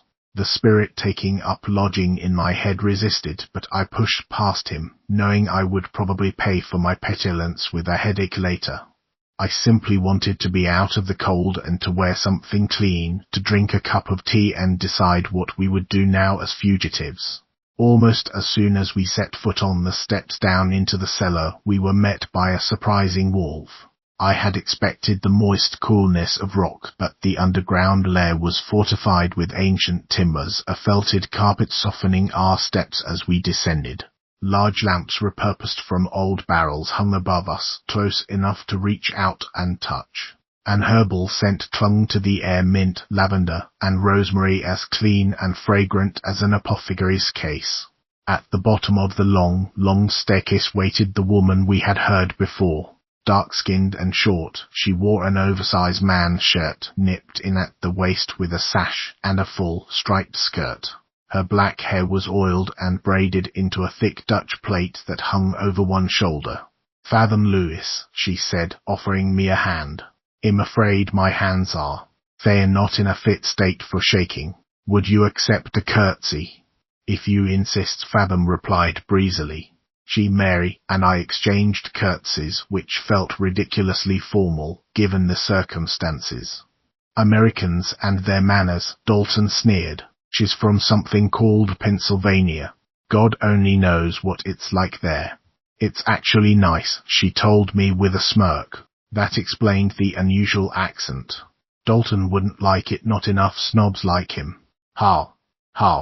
"He told me there might be trouble tonight," Fathom said, ignoring him.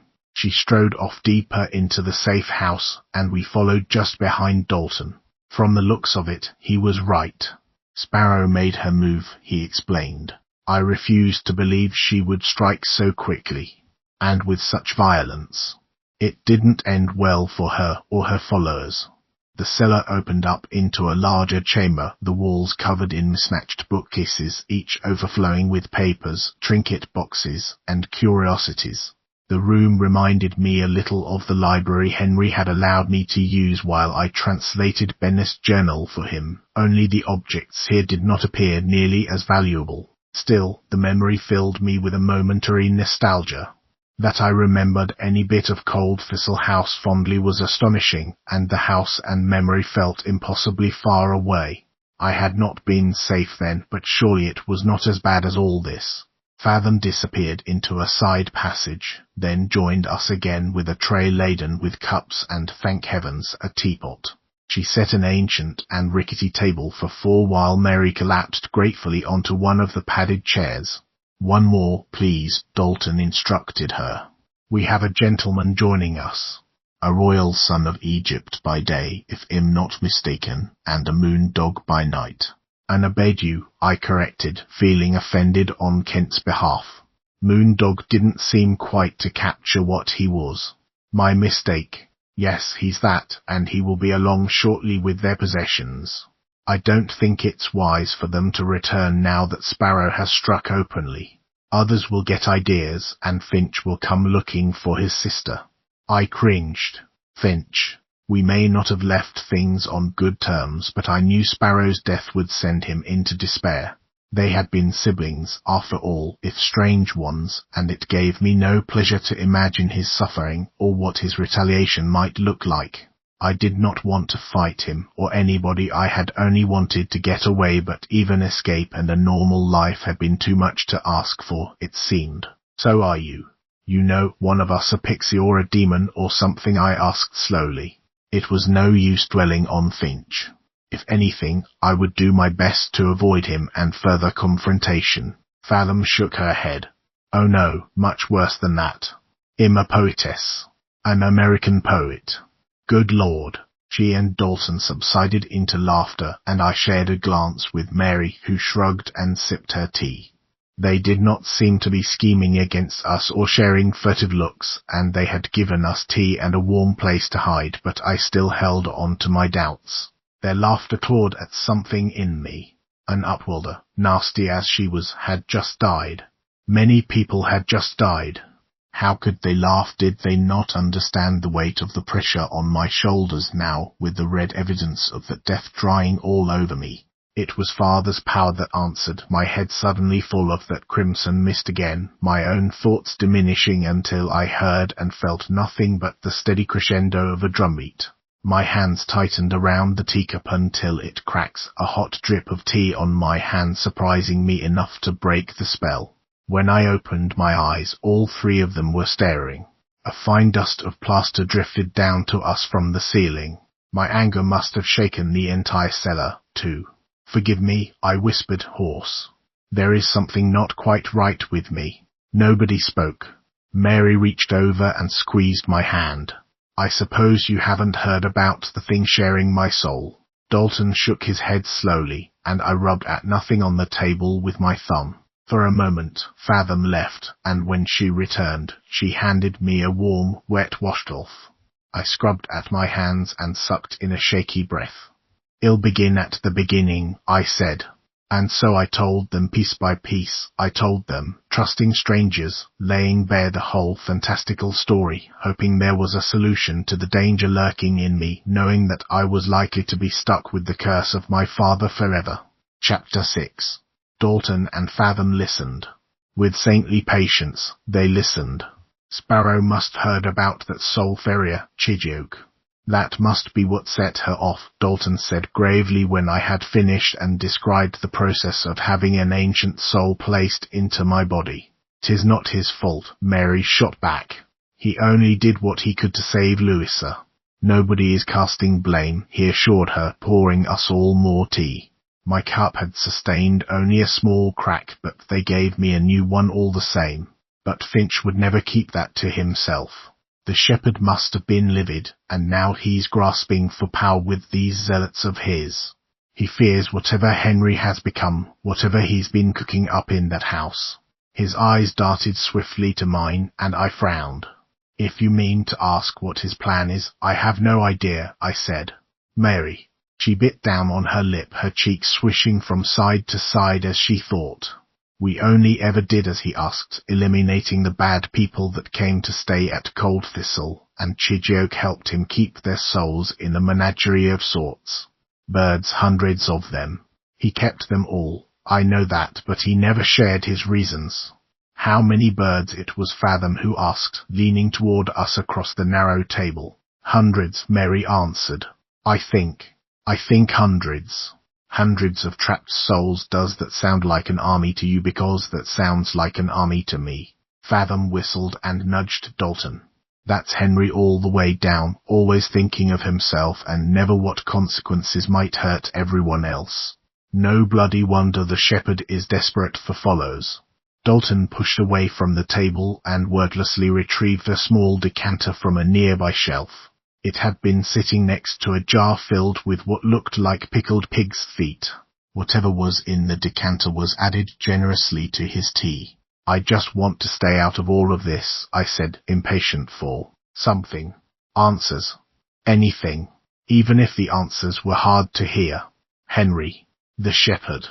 It's their fight, not mine. All I want is to get this monster out of my head." Dalton nodded, tapping his fingers thoughtfully on the side of his teacup. "That would be quite beyond me, but I know who might be able to help." "Please do not say Henry." He cleared his throat. "It's Henry." "Of course it is." I motioned to the decanter, and Dalton hesitated before shrugging and pushing it across the table toward me. "Louisa." Mary looked sleepy, but she rubbed the tiredness from her eyes and sat up in her chair. "We intended to write Chidioke soon. Is this really so different? I had hoped to keep Mr. Morningside out of this," I said shortly. "You know I am not eager to return to Cold Thistle. In fact, I had hoped never to return." I told myself that if our new life in London proved impossible, then I would try any number of places before journeying back to Yorkshire. Even the first city, with all its ancient ghosts, appealed to me more. But now I watched Mary, noticing a small twitch in her arm. My eyes darted below the table, and I saw that she had taken the little carved fish Chidioke had made for her and was worrying it with her thumb. What makes you so sure Henry can assist me? I asked Dalton, who stood yet again and went to rummage among the overstuffed bookshelves. If I was going to relent and return to Coldthistle, potentially walking headlong into a conflict between Henry and the shepherd, then I wanted a very good reason to do it. I glanced at Mary, and while I could not be certain, of course, I could swear she looked the tiniest bit hopeful, a bright glint in her eyes. I keep reminding you to organize all that rubbish, Fathom muttered, stealing a nip from the decanter for herself. You might do it yourself, Poetess, thanks very much. Here we are. Something about Dalton's posture and mannerisms reminded me sharply of Mr. Morningside. I wondered just how close they had been, considering they appeared to stand and gesture in much the same way. They were even similar in build and height, though opposites in the hues of their eyes and hair. It was natural to imagine them as a pair, contrasting but compellingly similar. Dalton returned to us with a handwritten diary, and I cringed, memories of a cramped wrist surfacing as I thought of furiously translating Bennett's journal for Mr. Morningside. Well, perhaps I did not have so much secret nostalgia for the library after all. This diary, however, appeared to be in English, and Dalton handed it to me carefully, as if it were made of spun sugar and not sturdy parchment. It was covered with dust, a musty scent rising from the well-worn and well-loved pages. The embossed leather cover was tied round with a bit of yarn, and it simply read 12,481,247 BC. You seem a bookish sort, so I doubt I need warn you that this is the only copy, Dalton said, his face tense as I took the diary in both hands and studied the cover. When Henry and I travelled together, we discovered some remarkable things about where we had come from.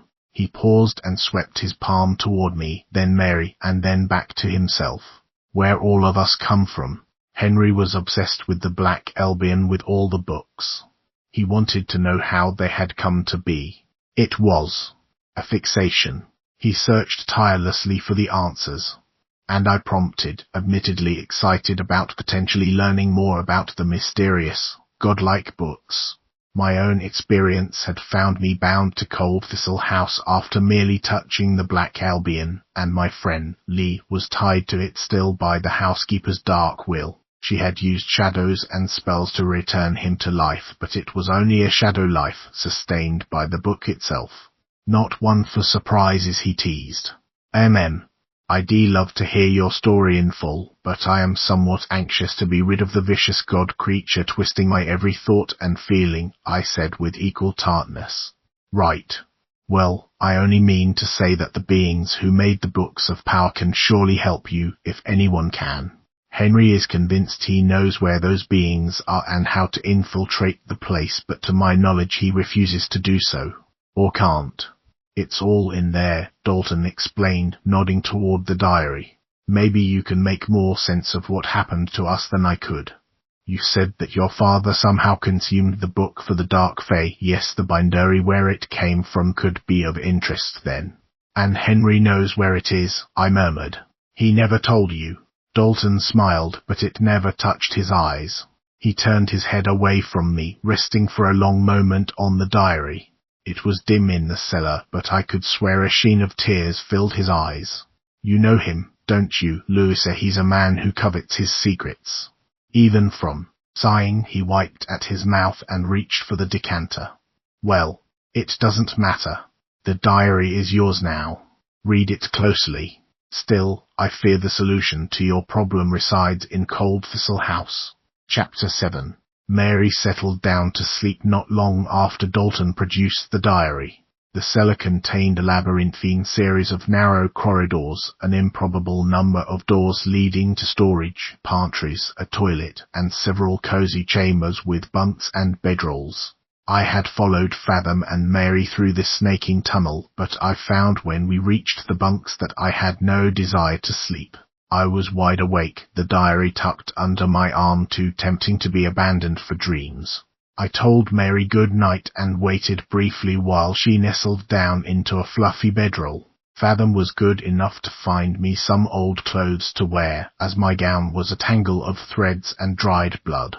The frock she gave me was oversized, but it would keep me warm enough, its velvety maroon sleeves fringed with expensive lace that had yellowed with age.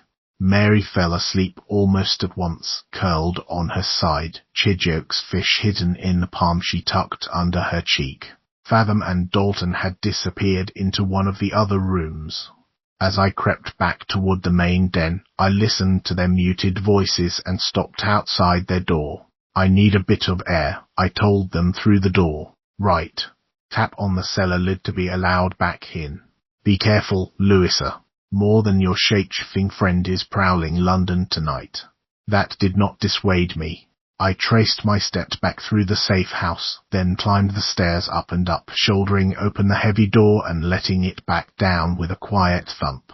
At once, the pre-dawn chill enveloped me, but I welcomed the shock of the air. The cellar felt suffocating, or perhaps that was something inside me, a growing fear that hourly intensified as my return to Coldthistle became certain. All roads, it appeared, led back to Coldthistle, over and over again. I hated it, and I hated even more that it would prove Henry Morningside right. The self-righteous Git would be overjoyed to know that I could not keep away, that I needed his help yet again. The moon, stunningly white, emerged from behind a long wisp of cloud, filling the churchyard with its light. I wandered a few steps from the cellar door and followed no clear path among the tall grass and gravestones. A high brick wall hemmed in the yard, pale placards placed there as markers for those who had passed. I untied the piece of yarn around Dalton's diary and lifted the cover, then stopped myself. As of late, reading mysterious books had only gotten me into trouble. More than that, I worried that what I might find inside would change my feelings toward Mr. Morningside. I had no desire to know him better. I only needed his help, and a deeper understanding of his life was not required. A light rain began to fall as a bank of clouds stretched across the full moon, though the moonlight hardly waned. I huddled close to one of the brick walls and under a tree, hoping to protect the diary but hesitant to go back inside. My shoulder touched the wall, and through the velvet fabric of my dress I felt the cool resonance of stone. It was still bright enough to read the placard I had leaned against near the spot, lie the mortal remains of Christopher Marlowe. I found myself laughing, not at his demise but at the irony of having once taken that man's pin from Mr. Morningside and used it to free myself from the binding magic of Coldthistle House. Now I had returned that pin, and yet still I would have to return to the place again. No pin nor overwhelming wish for freedom could keep me away, it seemed. There was a faint rustling in the grass behind me, and I turned to find Kent skulking across the graveyard in my direction. His arms were laden with our possessions, and he wore a heavy pack on his back filled to overflowing with clothing and books. In his right hand he carried a small cage. Mab, our pink and purple-coloured spider, peeked out from behind the bars. "You remembered her," I whispered, and he joined me under the cover of the tree. His hair was slick with rain, and he shook it out, much like a wet dog would do. "How did Agnes and Celia take it?" "Well enough," he said. "I told them you had been trampled to death by a horse and their services were no longer needed." "Kent." I sighed but then laughed again. "You might have been gentler." He shrugged, apparently unbothered by the household's worth of goods strapped to his body. "They took some coin from me and left. Is that not what you wanted? Why are you standing in the rain?" "I just find the safe house a bit stifling." "And I do not. I doubt I will sleep at all." No, you must rest." It was an exhausting day. He turned in a circle, glancing up and down. "Where am I taking these things?" "That cellar door," I told him. "Here, let me show you." Hent followed me through the steady drizzle to the door, and I tapped it 3 times, then gave the correct answer before the safe house door swung open. I gestured for him to go first and took the spider cage from him, holding it at arm's length as we descended. Something about the fat, fuzzy, colourful tarantula had always bothered me. Looking at it caused an itch in the back of my mind that often grew into a throb. It was simultaneously repellent and familiar. Fathom greeted us warmly, a wool blanket draped over her shoulders, and she offered us more tea and food, but Kent refused her. He blinked heavily, anxious for bed. The bunks are this way, I explained, leading him through the labyrinth of halls. It is warm and dry here, I chew. Why can you not sleep? I answered with a shrug, reluctant. When we reached the room where Mary slept, he carefully unburdened himself of the bags and trunks, but our companion did not so much as stir at the noise. I sat down heavily on the bunk across from where Mary rested, putting Mab's cage on a crate that had been repurposed into a table. A single candle lit the room, and I watched the pink and purple creature pace back and forth in its cage, agitated. Kent sat beside me, then fell backward, his legs hanging off the edge of the bunk while he used his open palms as a pillow. If you fear the shepherd's folk will find us, I will watch over this place, he said. Or do you not trust our strange new friends? I smelled no magic upon the girl, only ink and kindness. I wouldn't have called them friends. Yet, they would have harmed us before you arrived if that was their intent. No, I do not fear them, but I do fear my nightmares. Kent sat up, ducking to pull off the tattered remains of his shirt. What are you doing? I asked, a hot flush filling my cheeks. I have nightmares, too, he explained, unaware of my embarrassment. He pointed to his right arm, and the crisscross of scars and markings there. They looked painful. Some had not healed well. This was from the creature that bit me. And these, he ran his finger along a line across his shoulder. My father thought he could beat the curse out of me. He gave it everything he had. I was a nobleman's son, not a monster, and he would not accept that I had been bitten. No number of lashes took that back. And those markings, I asked. These I asked for. These, they were my choice. At midnight on a full moon, I asked a priest of Anubis and a scribe to carve the ink into my flesh. I was not ashamed of my nature, and so I decided to tell it plainly to the world.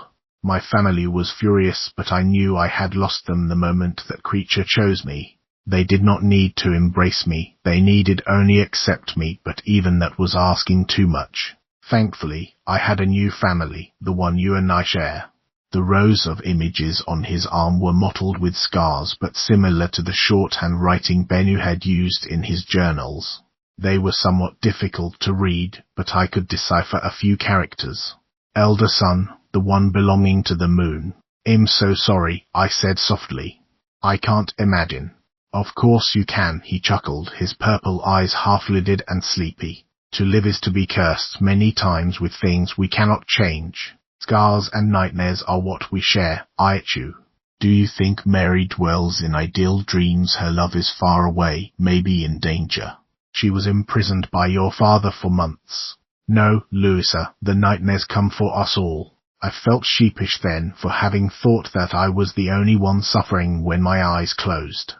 There was no sympathy from my parents or my grandparents, and certainly none at the horrid Pitney school. So few of my memories are comforting.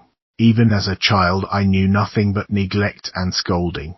My parents didn't want me, and my grandparents gave me away. Now I know my true father is even worse than the drunk I grew up trying to love, I told him with a sigh. So what do I do? Kent leaned back again on the bunk, taking a blanket and balling it up to use as a pillow. You face the nightmare, I ate. You kick it in the teeth. I smiled at that and shook my head. For a brief while, I had thought perhaps my heart belonged to shy yet thoughtful Lee. Our fracturing had left me feeling raw, confused, but now I found comfort in Kent's forthrightness, even if it felt scary. And risky. Too risky, too vulnerable a thing for someone in my position. These pet names are becoming irksome. He yawned. I am never irksome. Indeed, if you would face your nightmares so boldly, you are not irksome but brave. If only I had that courage. Instead, I'm filled with trepidation. His thumb poked into my back just between my shoulders. I'm there. Now you may sleep. I've given you all my courage. Somehow it worked, or else I could no longer stave off the impact of the day, of the battle. I curled up on the cot and placed the diary under my pillow, blinking my last for the evening while Mab the spider danced in the candlelight. It was not long before I woke into my dreams. 'Twas no mystery why I rarely felt fully awake. I lived one life during the day and another at night, leaving one world for another. There was no rest for me, not even at night. And now I found myself wandering the hall of stars again, this time surrounded by them completely, as if I walked through a tunnel made of sky.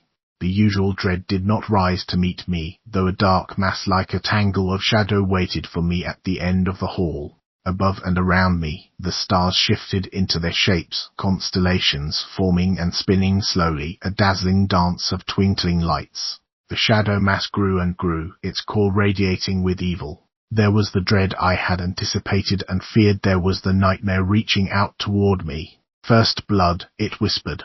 "First blood." It was Father's voice, of course, the familiar dark thrum of it coiling around me like a rope. Suddenly it felt airless in the tunnel, and I gasped, reaching for my throat. My chest felt as if it might collapse from the pressure. "We have tasted blood now, their blood. How does it feel?" He had no form but the shadows, yet I felt him all around me, that cold, squeezing rope freezing me into place. My vision went red, and all I could see was Sparrow's limp body, her blood seeping out onto the shattered parquet floor. I had tried my best not to look at her in death, but Father had seen. Father had looked. Now I was forced to confront what I had done. No, what she had done. What we had all done. "I didn't want to hurt her," I croaked. "Yes, you did. The first blood had been spilled, but now it will run free as a river." I could see her vacant, icy eyes, a single bead of blood racing between them. They were staring into mine. Her mouth was open, a shard of chandelier crystal sticking through it, as glittering and sharp as her golden spear. The body beneath the glass and metal that had pierced it was twisted and odd, one open hand reaching toward me, the fingers at wrong angles. "Help me," her permanent scream seemed to say, "help me. Regret is useless in war." Father's voice strangled me now, and no matter how hard I tried, I could not tear my gaze away from Sparrow's dead eyes. No more regret. Tear it out by the root. First blood, more blood. For what they did to our people, more blood. I think not. The shadows gripping me eased, and I heard a low, ancient gasp. Father had been taken by surprise. My vision was my own again, my breath, too, and I struggled to see who had come. It was a woman's voice that floated toward me, breaking up the shadows like a softly suffusing dawn. I tumbled to the ground, released, then watched the mass of writhing black shadows coalesce into a form. Father. He towered over me in his shredded robes, and with his skull-like face, his eyes glowing red and his antlers rising almost to the ceiling of stars. "You have tormented this child long enough. She is not lost. Her feet have been on the path all along, only you seek to lead her astray." Twisting, I watched a tall, graceful figure glide toward us. She was dressed in magnificent magenta feathers, her skin dark, dark purple. 8 pink eyes blinked at me in unison, their lashes long and as fine as her bright gown with its countless feathers. I knew her, yet my head burned when I looked at her. Father's roar filled the space around us, the constellations vanishing for an instant as if frightened, but gradually they returned, and I felt the woman come close to me, the soft fringe of her dress brushing my hands. At once, I felt safer, braver. "I will protect her from you however I can, and so will my children. She is yours only by blood, but her heart is good. You bound me with spell and sage, blood and ink, wine and water, but cruelty can be undone by a willing one, and a willing one I have found. She will never be your servant." Father's words were almost lost among his snarls. "No servant of mine, but a friend." She stood in front of me, guarding me from Father, and while he thundered his protests and shook the stars, I could sense that his power was threatened by her presence. I scuttled toward her on my knees, taking hold of her skirt with both hands. She grinned down at me, beautiful and serene. "I wish you would let me protect you in earnest, child," she murmured. Father and his cloak of shadows were disappearing down the tunnel, though the glow of his red eyes could be seen for a long, long time. I shuddered. How I begged her. How? You will know me, she said. You will know me by my name when you wake. Mab. That one word was like a hammer that broke the nightmare into pieces. I was enveloped in darkness, dreamless and still, that one name echoing on and on, carrying me to morning. Chapter 8. When I awoke, it was to 8 tiny, curious eyes and a little hooked paw raised as if to shake me out of sleep. A spider. My spider. My spider touching my face. Her leg brushed my nose, and I screamed, backing away on the bed frantically until I smashed into Kent. He shouted as he woke, throwing his hands in every direction at an imagined threat. The curses that flew out of his mouth were creative even for him. "I'm sorry, oh, I'm sorry," Mary shot forward, seemingly from nowhere. It was chaos. As my pulse evened, I realized that she had been out in the hall, and, from the pot of tea cradled carefully in her hands, that she had been finding us breakfast.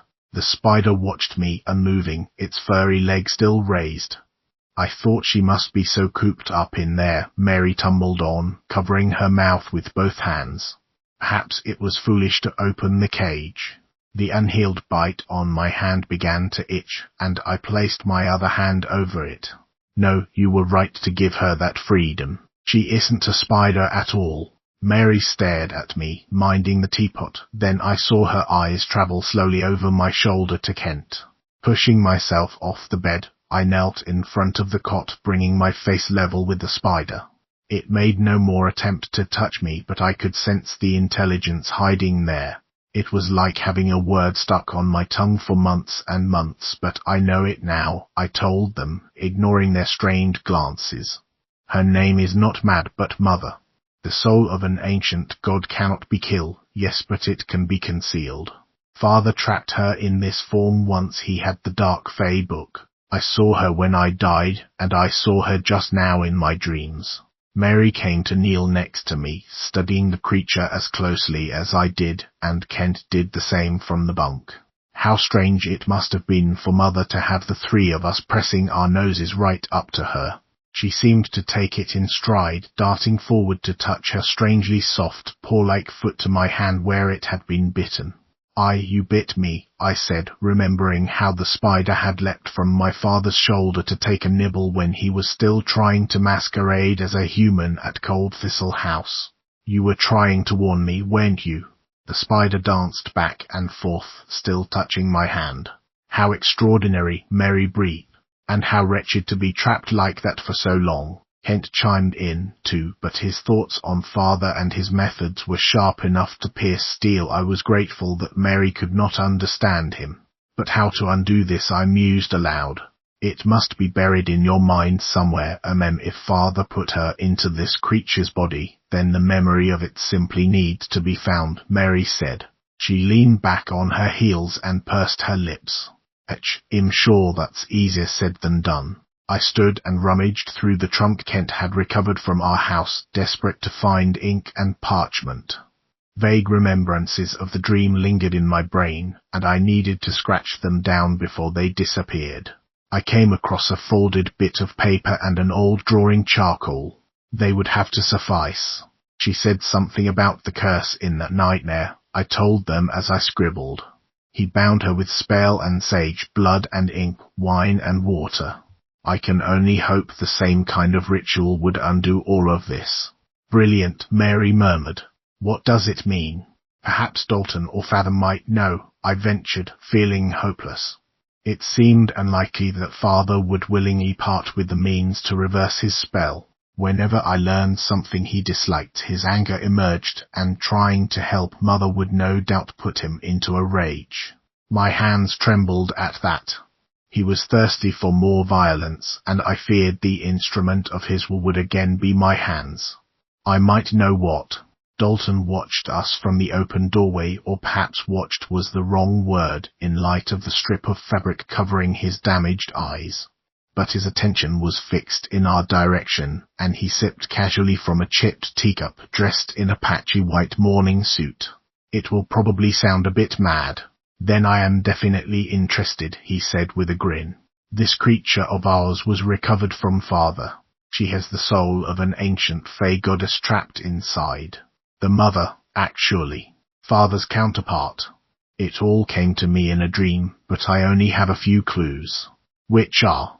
I recited the bit of Mother's speech that I remembered and stumbled upon my own memories as I did so. It all sounds rather like what Mrs. Hallam does with her shadow binding, making a man of shadow, or preserving a person that way. Chijioke could bind an entire human soul in a small bird. Could it be similar magic? This only makes me sure that I should write to Chijioke at once, Mary said, standing. Could you assist me with that, Dalton? Fathom can give you wings, our owl. He's much faster than the post. With that, Mary gave us all a quick, shy smile and dodged out of the room. I had no doubt she was very eager to write to Chijioke and have him receive the letter with magical haste. And I think you may be onto something, Louisa, Dalton added, joining us near the spider. His tea smelled rich with bergamot and lavender, and the scent made my stomach growl. It will be difficult to find anyone with even a fraction of Mrs. Hallam's power in the city, but I may know someone across town. We need to gather horses at St. Albans anyway, and it will be along the way. Hello, what's this, then? He had taken the little square of parchment from me with the scribbled notes. Flipping it over, he found the letter I had taken ages ago from Henry, meant for the bookshop that had procured Bennis journals. I had promised to deliver it when I reached London and never bothered to out of spite. This will be a spot of help, he said, running his thumb over the address. It's been quite some time since I chatted with a shadow binder, but the chaps at Cadwallader's are the perfect place to start. We made an odd sight, I'm sure, Mary and I, in borrowed old frocks that would not have looked out of place on a Covent Garden stage. Kent had also borrowed something suitable from Dalton, though luckily he could disguise the ill-fitting clothes with a heavy black-shawled jacket perfect for the persistent rain. Dalton hid under a hood, and Fathom weathered the wet in a sturdy leather coat that seemed fit for crossing the North Atlantic. And, of course, Mother. Now that my memories of her had returned, it felt uncivil to leave her behind in the safe house cellar, and so she accompanied us in her cage to Cadwallader's, which was not far, a short carriage ride to Greenwich, a stone's throw from the great, glass-domed Royal Observatory. The streets were all but empty as the rain poured down, but even with more threatening clouds hanging overhead, pockets of the shepherd's follows haunted corners, huddling under overhangs with their white clothes sodden and dripping. I could feel each of us in the carriage flinch whenever we passed another cluster of white chanters. Is it just me, or are there many more of them today? I whispered. We must be careful, Dalton told us as the carriage rocked from side to side. We had hired out a cab instead of taking the more conspicuous carriage with magic white horses. Cadwallader's is safe for us, but when we move along the streets, there will be eyes everywhere. I pressed one knuckle to my lips, ducking down from the window. Perhaps we should simply press on to Coldthistle. Wings will return soon with word, Dalton assured me, his face shadowed by his hood. I should like to know the state of things there before charging in. Regardless, if we can truly free Mother and return her to power, having another ancient one on our side would be prudent. Sparrow will not be the last of our troubles. Our troubles, Mary corrected him, gesturing to herself, Kent, and me. You're one of the Upworlders. Why should you worry? It needn't be said, I knew perfectly well that she wanted to return to Coldthistle and see with her own eyes that Chijioke and Poppy were safe. Why? Because we harboured you. Because I turned my back on the shepherd long ago. Because I did nothing to help Sparrow. Because I assist you still. The road to Coldthistle will be dangerous, and Mother could make our chances substantially better. Peace, I said softly, feeling the uncomfortable, fitful beginnings of a headache, one that I could easily attribute to Father. He relished this discontent, no doubt wishing I would tear Dalton to shreds then and there for his heritage. Let us not argue. We will do what we can to help Mother and decide how to proceed when Wings returns. But Dalton noticed me pinching and massaging my forehead. I had not made an attempt to hide my agitation. "Are you well?" he asked. "For now. The sooner we are away from those chanters, the better. I do not trust myself farther around them." I had said nothing to anyone about Father's rising desire for blood, yet Dalton watched me closely, studied me. I tried to give him a consoling smile, but even I knew it was thin and unconvincing. Any moment of peril might unleash Father again, and I said a silent prayer to whoever was listening that the afternoon would go forward smoothly. The carriage rolled to a stop. Fathom went first, inspecting the alleyway for anything suspicious, but there was nothing. We paid the driver and ducked one by one under a low canvas awning. The streets ran with sludgy water, the scent of worms and urine making my stomach turn. Above us, the dome of the observatory shimmered, slick and green as a washed onion. Dalton led us down a long, narrow passage of black stones, away from the observatory, and into a kind of indoor market. The stalls were largely empty, wisped in cobwebs, caught raindrops winking in the light of lanterns. Gradually, the stalls became utterly decrepit, then off-puttingly so. It occurred to me that nobody would willingly walk this far down into the market, fearing ambush from thieves or worse. At last we reached an unremarkable door, its knob dingy and rusted. The distinct chatter of mice could be heard through the walls. "Charming," I heard Kent mutter under his breath. "A little patience, please," Dalton replied. The inside of Cadwallader's could not have been more different from the outside. It gleamed with row upon row of glass cases. Though a pleasant dustiness hung on the air, I could see not a speck of grime anywhere in the place. The carpets were comfortably trodden, patterned in ochre paisley. Black wood floors and oak panelling on the walls gave the place a cosy, secluded feel, like a grandmother's tea-room. Only here there was no tea, just books, of all shapes, sizes, and origins. Paper lanterns constructed from book pages blazed above us, strings of little paper shapes strung wall to wall like bunting. "I could live here," I breathed, standing on the carpets and turning a slow circle. A staircase on either side of the wide room led up to a second floor, though I also glimpsed a passage up to a third. "Out of curiosity," Dalton said, standing beside me with his hands in his pockets, "what exactly did Henry want you to do here?" "Deliver this note," I said, taking the parchment out from under my cloak. He wanted to know how Bennett's journal came to be here. Dalton burst into laughter, adjusting the scrap of fabric over his eyes before it could fall. He had pushed back his hood, but it would have tumbled off his head from his sudden laughter. "No need. I brought it here. I figured it would wind up in Henry's library eventually. Did you want him to have it?" "I did, yes." He shrugged.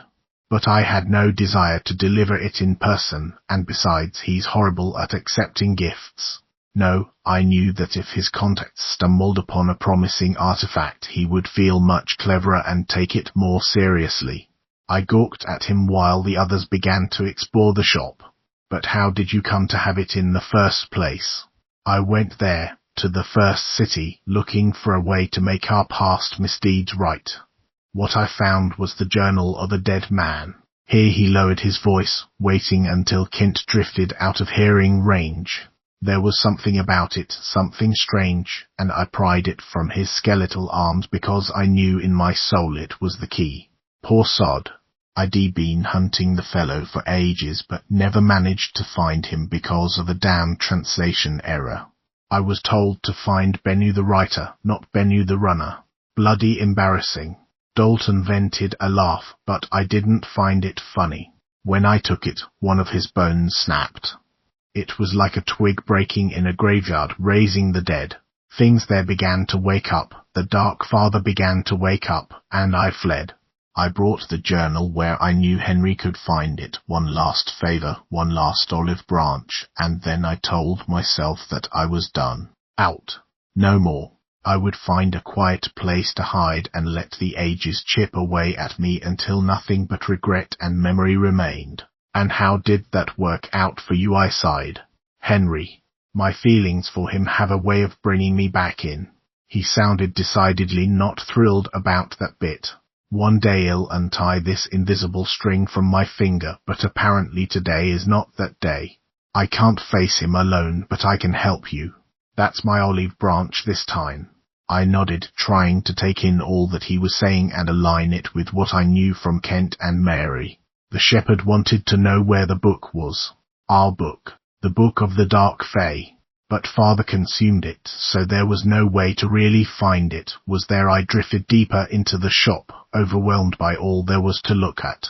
A counter manned by a single person lay at the opposite end from the door. I had no way to translate that journal, Dalton explained, but I had a feeling Henry would crack it. Anyway, if it really did hold the secret to where your book was hidden, I didn't want the shepherd to get his hands on it. "But Henry you trust," I murmured. "Yes." He sighed. "Occasionally." "Well, no. But he has his moments." I looked at the folded parchment in my hand. Some of the charcoal from my notes had rubbed off onto my palm, and I wiped it off on my frock. So it's pointless to deliver this. But what do I tell Mr. Morningside should our paths cross again? "Tell him the truth," Dalton said with a wry smile. "I only hope him there to see it." "There's Niles.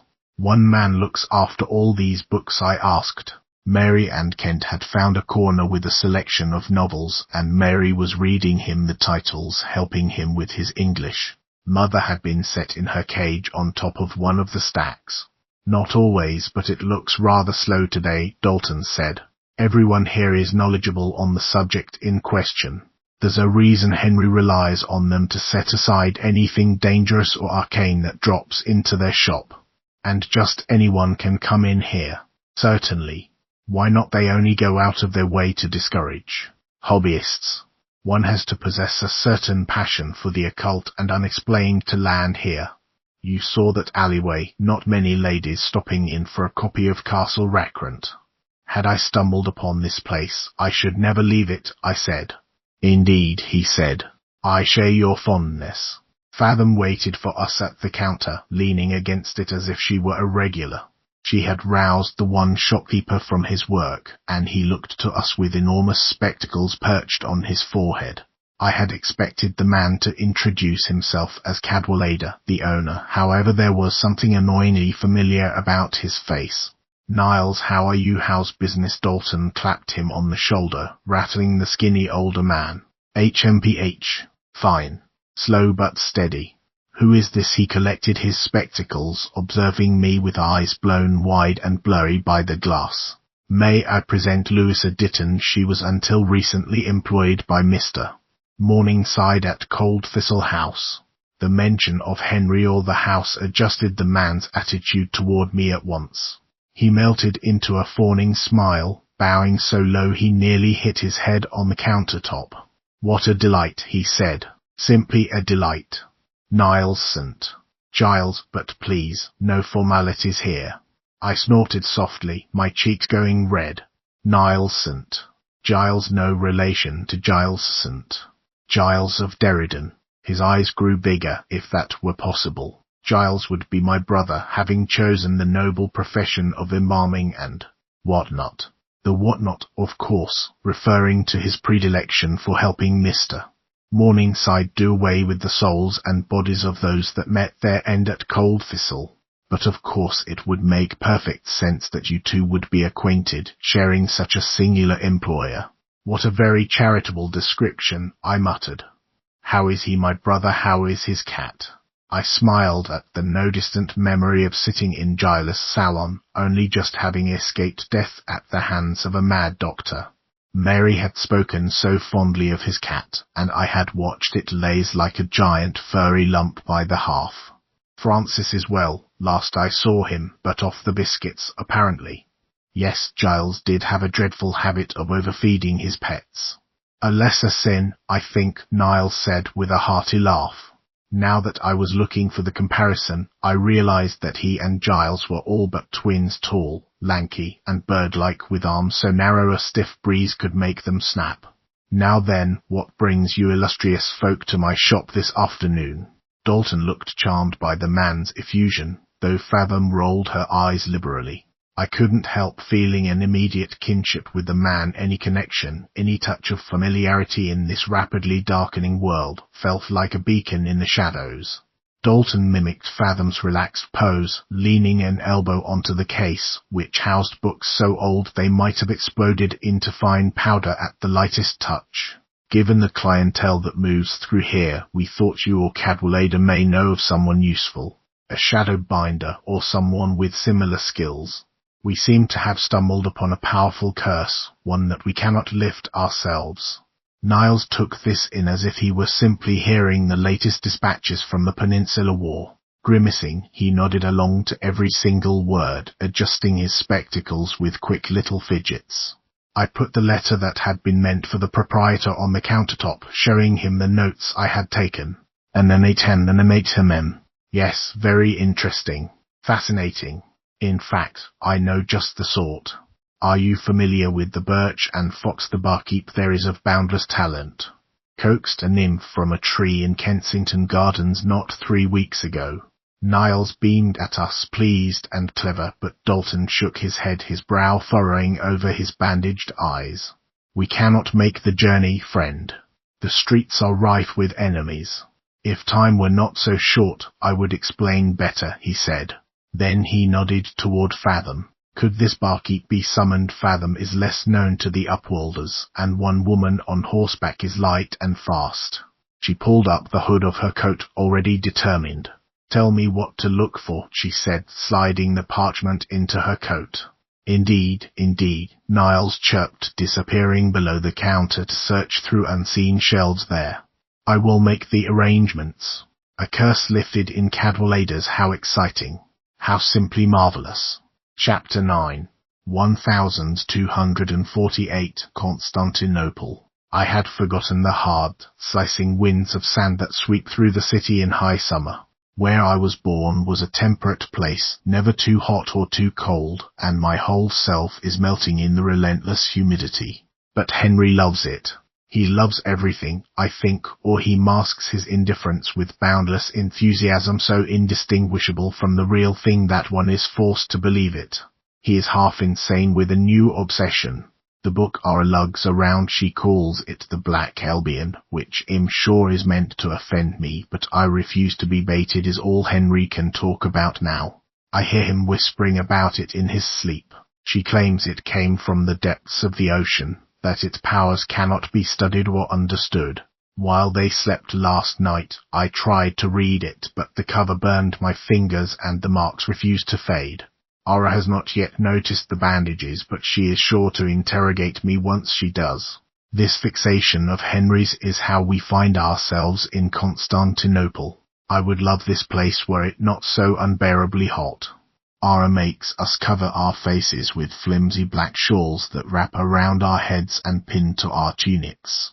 She tells us that it will be easier to ask questions if we are concealed this way, dressed like the other citizens, our belts heavy with beads and metal, our eyes the only indication of our moods.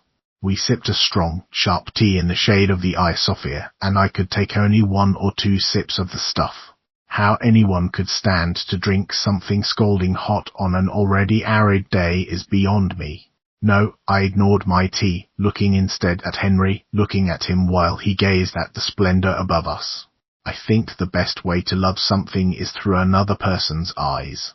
He sees things I cannot, loves things with so much of his heart that I feel the echo of that passion and pain in my own. I know Ara caught me staring, and I weathered her sniggers with an air of humor I did not feel. Henry may adore this city, but I am a stranger here, and I feel the stirrings of ancient, unknown gods that frighten me.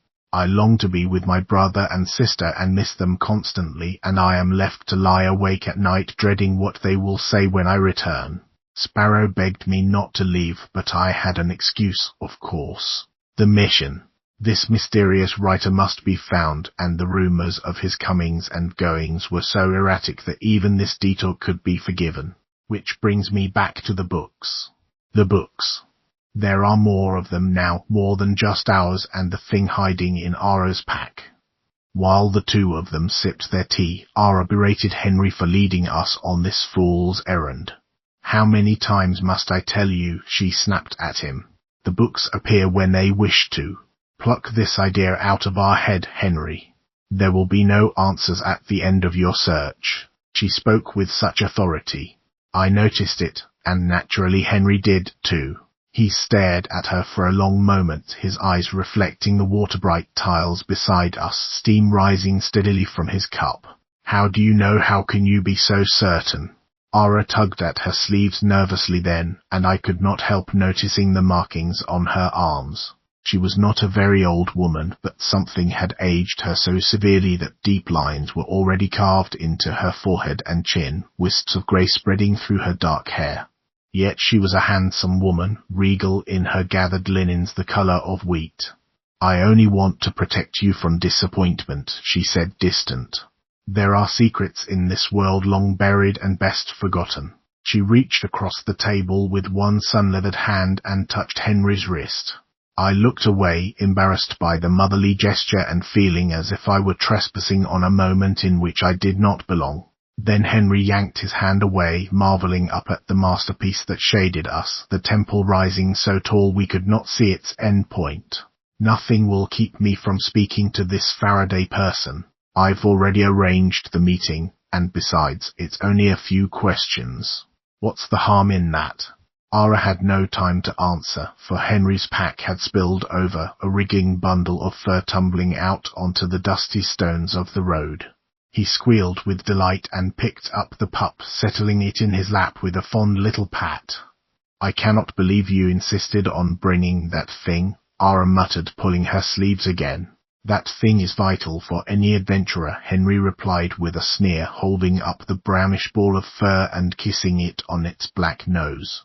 It pawed at his chin and made playful growls. For what is a man without his dog anyway? This sweet fellow can sense a man's true emotions. He will be of utmost importance this evening. What nonsense, I said, echoing Ara's displeasure. It was perhaps the one thing we agreed upon. I had always favoured cats. Until this venture I had known Henry only to keep birds, but apparently his interests had blossomed. Tell me, Bartholomew, is Spicer pointlessly cross with me right now? The puppy gave a high, tiny howl, paddling air. Henry shrieked with laughter, hugging the thing to his chest. You see, he's perfect. As are you, I thought, when you aren't unbearable. Bah! It's going to get huge, I murmured, crossing my arms over my chest and baking in the heat. I won't be cleaning up after it. Not for centuries, Henry corrected, his knowledge of all things magic and fey and challenged. Well, perhaps challenged only by Ara. He will fit in my pack for years and years to come, and then I shall find some place for him to grow. Now finish your tea, I want to explore the temple before dark. Thunder shook Cadwallader's to its foundation as afternoon turned to dusk. Rain lashed the outer walls of the shop, though without windows it was nearly impossible to tell time in that place, the steadiness of the candles and lanterns never rising above a gentle glow. As the hours disappeared, so, too, did my patience. I couldn't help thinking that our time would be better spent on the road, leaving behind London and its perils. But Cadwallader's lay between Dipford and Dalton's man with the horses, offering us a chance to bring Mother along on the road and with her greater defences. And when I glanced at the spider, Mab, in her cage, I remembered that there was more at stake than just what was trapped inside me. If this was the faster option, then she deserved to be freed at once. The door to the shop crashed inward just as I was turning a page in Dalton's diary. I had found a secluded nook and tucked up with it while Kent prowled near the entrance and Mary chatted with Niles. All of us jumped to our feet as Fathom returned, a strange wind blowing in with her, ruffling pages and rattling shelves. Dalton had sent Fathom out on the errand, as one lone human navigating the city would be less noticeable. A salty, muddy smell filled the shop, a scent I knew well, a warning from the clouds that a vicious storm was on the move. Candles flickered and faltered as a cloaked figure bustled in, a parcel held to her chest. I closed up the diary and joined the others, hurrying down the staircase to the counter. We gathered there, waiting for Fathom and the stranger to approach. I could see only the hands clutching the parcel, and they were white as bone. "This is the barkeep?" Dalton asked, tapping his fingers on the glass counter. "From the Birch and Fox, so the rumors are true. I understand your need for haste, but let us not make even one mistake." It was a woman, small and almost frail, and she removed her hood to reveal starkly pale hair and skin. Her small, cunning eyes were a watery spring green, but her lips and cheeks lacked all color. Snowy white hair had been bound up in a single black ribbon, a few wayward curls brushing against her chin. Most perplexing was the talisman around her neck, a star-like enameled brooch with a gem that never resolved into any one kind of stone. In the space of a breath it had become a ruby and then an amethyst. "And you are Dalton," said, glancing hopefully at Niles, who became instantly busy with something underneath the countertop. "That is not important," she replied. Her voice, quiet but commanding, held the faintest hint of a dockside upbringing. Her dress surprised me, coarse, so unlike her fine porcelain hair and skin. "I know how to undo this curse. At least in theory." "Very comforting," Kent drawled, his eyes never leaving the woman's face. Her age was impossible to determine, though her hands were weathered and strong. The stranger fixed Kent with a withering stare. Then she unpacked her parcel, removing a bundle of leaves, a smooth piece of wood, a sharply pointed bone, a bowl, and a corked bottle. "The storm worsens. Our time is short. If you have questions, ask them now, but I would rather begin the spell. It may take all night." Kent opened his mouth to snap back at her, but I stepped between them, lifting Mab's cage onto the glass, setting it next to the bottle she had just unpacked. "I only want you to promise me that you will not hurt this creature. The being trapped inside it is precious, very precious. Do what you can, but please, this being is innocent," I said, looking into her shifting green eyes. She tilted her head to the side and smiled at me as if I were a simple child. "You have a sentimental heart. My condolences. That will make this difficult indeed." Sorry," I stammered. "How so?" "Have any of you others seen the creature's true form?" she asked, still staring into my eyes. Silence. I had expected that, but it chilled my blood nevertheless.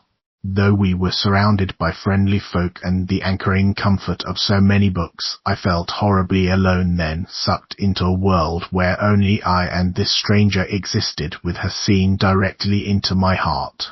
And my heart quaked. I did not at all like the look of that long bone implement. After all, I had not forgotten the notes. Spell and sage, blood and ink, wine and water. Blood. My hands had gone slick with perspiration, and I wiped them on my skirts, hoping the stranger didn't notice. But she did, of course, and raised one white eyebrow. "It falls to you. I hope you are made of stronger stuff than a tender heart and sweaty palms," she warned, turning back to her array of instruments on the counter. "Listen, you," I told her, annoyed. "The devil was my tutor, and I say to you now, do not underestimate me, for he taught me well." She only scoffed at that. "I'm terribly impressed. Now, it will not take long to prepare. That open area on the carpets will do. Surround it with 8 candles, black if you have them. Put the creature in the middle and then kneel beside it." Dalton and Niles fell at once to action, Niles vanishing into a back room while Dalton went to clear more space near the carpets under the paper lanterns. The storm shook the store again, and I rubbed my arms, taking slow, reluctant steps toward the middle of the shop. Mary and Kent appeared at my elbows, and though they said nothing, I sensed their trepidation, as it so clearly echoed mine. "Oh, Louisa, perhaps it will be all over quickly," Mary said with a shiver in her voice. "Like one of Poppy's screams. Maybe I can even shield you. I'll ask her, though, to say it true, I do not like the look of her." Kent proved far less optimistic. "She smells of old beer and vomit. And craft, ancient, terrible craft. I don't trust her. What choice do I have? We cannot keep Mother trapped in there forever." Selfishly, my fears had little to do with what pain or fright could accompany this ritual, but with how Father would react. Already I sensed a boiling inside me, a sensation like a tea kettle growing hot to the touch, iron thrust in fire warming until it burned. This was his doing, after all, and though his exchange with Mother in my dreams or simply in my mind had intimidated him into silence, I knew that reprieve could not last. The sands were slipping through the glass, and only a few grains remained, my hands clutching into fists preemptively as if I had the means to stop a crashing wave with a small and whispered please.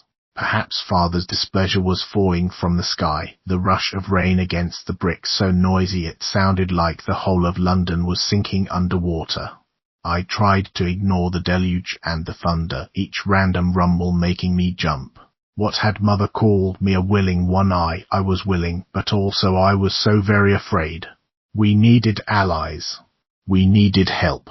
I feared our escape from London would not be an easy one, and harder still whatever awaited us at Coldthistle. I remembered the feeling of safety and warmth I had felt in my dream when Mother came near, and it steeled my heart to think that I could carry that same feeling with me to confront Henry and ask for his help ridding Father from my mind. Or better still, perhaps Mother herself would know how to banish him without leaving me a soulless husk. The mood became sombre, that of a funeral procession. On the rich carpets I had so admired before, Dalton had placed Mab out of her cage. The fuzzy pink spider did not move, though it had turned to watch us approach. Niles breezed by us a moment later, mumbling to himself as he clumsily laid out the stubby black candles in a circle. Then we were all assembled, Fathom and Dalton standing nearest the entrance, Kent and Mary toward the counter, Niles huddling behind them. The stranger carefully flattened a burlap cloth next to Mab and put her instruments down upon it. Lifting my skirts, I stepped over one of the candles, feeling its heat lick at my ankle as I joined Mab and the stranger. "What are you?" I asked her, giddy with nerves. She stood and faced me in her rough-spun barkeep's woolens and gave me a mild smile. Most would call me a witch. I studied under the last true Damberoo of London, who disappeared some years ago. She taught me her craft, though in my heart I sensed she withheld much. I lifted both brows at that and said nothing. In fact, I had a strong suspicion where that last Damberoo had gone, and what her current occupation had become. Strange that they had both landed in positions of service. That this woman had known and been taught by Mrs. Hallam almost gave me solace. Almost. "Nothing good comes of their arts," I said at last, thinking of Lee and the curse I had thrust upon him in death. "We are not performing their arts," she replied tartly. "We are undoing them." "That does not sound like Father's magics," I mused aloud, and the stranger nodded. "The manner of binding Fathom described is not known to me, but binding as a concept is the foundation of our work. Had you not given me the list of steps in the spell, I would not have agreed to come," she finished. Then she motioned to the spider and I knelt beside her. What can I expect? My voice trembled now, and the heat of the candles circling us pressed in on me like 8 too warm hands. "First, a chant," the stranger murmured. "Second, a burning of sage. Then I will ask for your palm and prick it with a needle and ink, which is a common appeasement to dark spirits. Finally, a baptism and a sacrament. There will be no turning back once we begin, do you understand?" I had anticipated that from what I had witnessed so far among unworlders and upworlders, a dangerous pact once started must be seen through to completion. The stranger cleared her throat once, crouched behind me, and placed her fingertips on my shoulders. I had enough time to glance at Kent and Mary, who were now all but hugging each other for comfort. Kent mouthed something to me, and it took me a moment to realize what he was saying. Courage. Then the stranger spoke directly into my ear. Her voice had changed, becoming more liquid, more dangerous. "Close your eyes," she said. "And if you are willing, it will begin. Once the ritual starts, there will be no going back. You must endure." I did as she asked, though I had no earthly idea if I was willing or not. That one word, courage, repeated itself over and over as I drew in a weak breath. The stranger began to sing, a low hum that wound its way up and down until it sounded like the keening of a widow deep in her grief. The cry entered me and slithered into my blood, and my flesh felt suddenly as if it were on fire. I wanted to snap my eyes open, but instead I gasped, taking more of the wailing into me, drinking down the piercing sound. At once I was plunged into darkness deeper than what lay behind my eyelids. It was a pit from which there was no escape and which no light penetrated. My breaths became short and harried, and then a single candle began to glow in front of me, and my whole being shuddered with primal dread. I did not know what sat before me, but my bones and blood did. Whatever ancient intuition had been gifted to humans and animals came to life, trilling with warnings. Courage, I reminded myself desperately. A voice emerged from the poisonous dark. Oh, but you will need far more than courage here, daughter of trees. Chapter 10. The place I landed did not have the hazy quality of a dream, yet I did not recognize it at all. Dream or otherworldly realm, I could not say. My eyes would never adjust to this dark, for it was no natural darkness, but the true dark of hell. There was a table between myself and the voice, and even the candle that burned upon it glowed with a hollow purple flame, illuminating nothing. Had I reached out with my hands, there would be no way to see them. The thing seated before me almost appeared as if its head floated in the blackness around us. Yet when it shifted, I saw that it wore a mantle of cerous ebony sap, as if a thick black sand were being endlessly poured over its shoulders. Nothing made sense. I could not see my own body, yet I could see this entity before me. Long, white fingers emerged from somewhere inside the cloak and tented, though they were fingers only in the loosest sense, as each hand possessed 3 fingers, each a writhing snake-like creature with an open sucking mouth. In the vast quiet, I could hear those horrid creatures teething softly on the air. If indeed we breathed air here, I may as well have been taking in terror itself. And the thing's head, oh, its head. I wished for nothing more than the ability to tear my eyes away, but my gaze remained ever fixed on its white, rising skull, the length of it too slender and unnatural, wax-like, with a slimy surface that made my hair stand on end. It had 2 narrow slits for eyes, black, and a serpent's diamond nose. Its mouth never quite closed, lolling as if its jaw had been broken in 100 places and never allowed to mend. It leaned forward suddenly, carrying with it the smell I knew only to be death. Rot. It was studying me, examining me, peeling away flesh and bone so that I could easily see beneath, and I gasped again, my chest searing with pain, throbbing as if the thing had ripped open my rib cage to peer inside. Daughter of trees, of darkness, it purred, ever-moving mouth slopping from side to side, the reek of corpses, sickly sweet, pouring out. Willing one, changeling child, servant of the devil, companion to the moon's own son, you come with a request. It was not a question. The way it drew out the sibilance in request prodded at my spine. I do, I said, not knowing if there was some set exchange I was expected to know. Who are you? Though the ancient strands of life in me knew the answer, I wanted to hear it spoken aloud. All of me shouted, it is evil itself, but I waited, my hands knotted and sweating. It pendulated, weighing my question, relishing it with what I assumed was a smirk. I'm a binder. 8 are we. 8 we are who make the world. You know our work, little unworlder. I sense its touch upon you.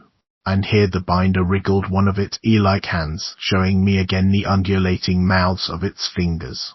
I felt a burn across my own fingertips and frowned, overburdened then by knowledge and fear.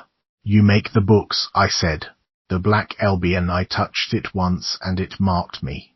The mark was made forfeit by death, but still I know it upon you. The binder looked proud, smug. That expression twisted its liquid mouth into a hideous shape. Yet I do not make the books, freedom seeker. 8 are we, and only one binds the books. I bind souls. That's why I'm here, I said, trembling. It was best to hurry. I knew that nothing I said would surprise the binder, it already understood me completely. I came to unbind the mother. Her soul is trapped inside a spider's body put there by my father ages ago. The binder inhaled as if enjoying the bouquet of a fine wine, its slit-like nostrils flaring wide, revealing only moving black ink behind them. Yes, I remember it well. Not a pact I took lightly. Not an easy binding to undo. It leaned farther across the table, and I nearly retched from the smell of it. "This will not go well for you, Faceborn. I am willing," I stammered. "Courage." I remembered the free sword bravery I had felt when Kent pressed his thumb between my shoulder blades. "What must I do?" It waggled a wormy finger in my direction, shaking its narrow white head. "The chanting has already begun." Now it inhaled again, its entire body twitching with delight. "Now comes the SSSH. I smelled it too. The acrid tang of burning sage filled the air, a halo of smoke rising around us from the ground. It rose and rose until it began to choke me. The binder remained unaffected, smiling ghoulishly as I coughed and patted my throat, my mouth raw from the hot sting of the smoke. I was breathing in fire, I realized, and it was scorching me down to my stomach.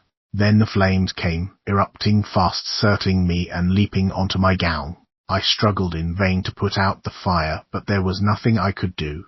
The skirt flamed with hungry red blossoms that climbed up my body, the pain in my legs so excruciating that they soon grew numb. Not numb, burned away. I could see bone then, and fluid muscle, and fat oozing from the fire, crackling and speeding the kill. My screams must have been terrible, but I couldn't hear them above the pop and sizzle of the flames. I watched helplessly as the remainder of my dress caught, and the flesh of my fingers burned away, nothing but furnace-hot bones left behind to claw at the flesh of my neck that bubbled and ran like wax. The screams ended. They must have, for I no longer possessed a mouth, just a gaping wound that breathed endless fire, cooking me from without and within. I felt a deep throbbing in my face, and then sudden wetness, a jolt that came with a sound like rifle fire. My eyeballs popped. It was all over. I had to be dead, for the pain was madness and the fire had consumed me utterly. And yet, my vision returned, and with it, the binder. It was as if nothing at all had happened. The flames were gone and my throat had only the lightest taste of char upon it. But my relief was short-lived. When I looked across the table and saw the smile that awaited me, I knew beyond certainty that my trials had only just begun. "Are you still willing?" With the heat of the fire having left so abruptly, I felt chilled and clammy, as if I were experiencing the warning signs of an impending illness. I hugged myself tightly and looked away from the binder, knowing that this was some kind of test or game. This stranger had warned me that there was no going back, that once the ritual began it must be completed. "Yes," I whispered. "I'm still willing." Is this what my father suffered to do the binding? The binder drew back, narrow eyes widening as if in surprise. After bleeding mother to a state of death, he captured 8 humans and carved the willingness into their chests, then burned them in a field of sage. The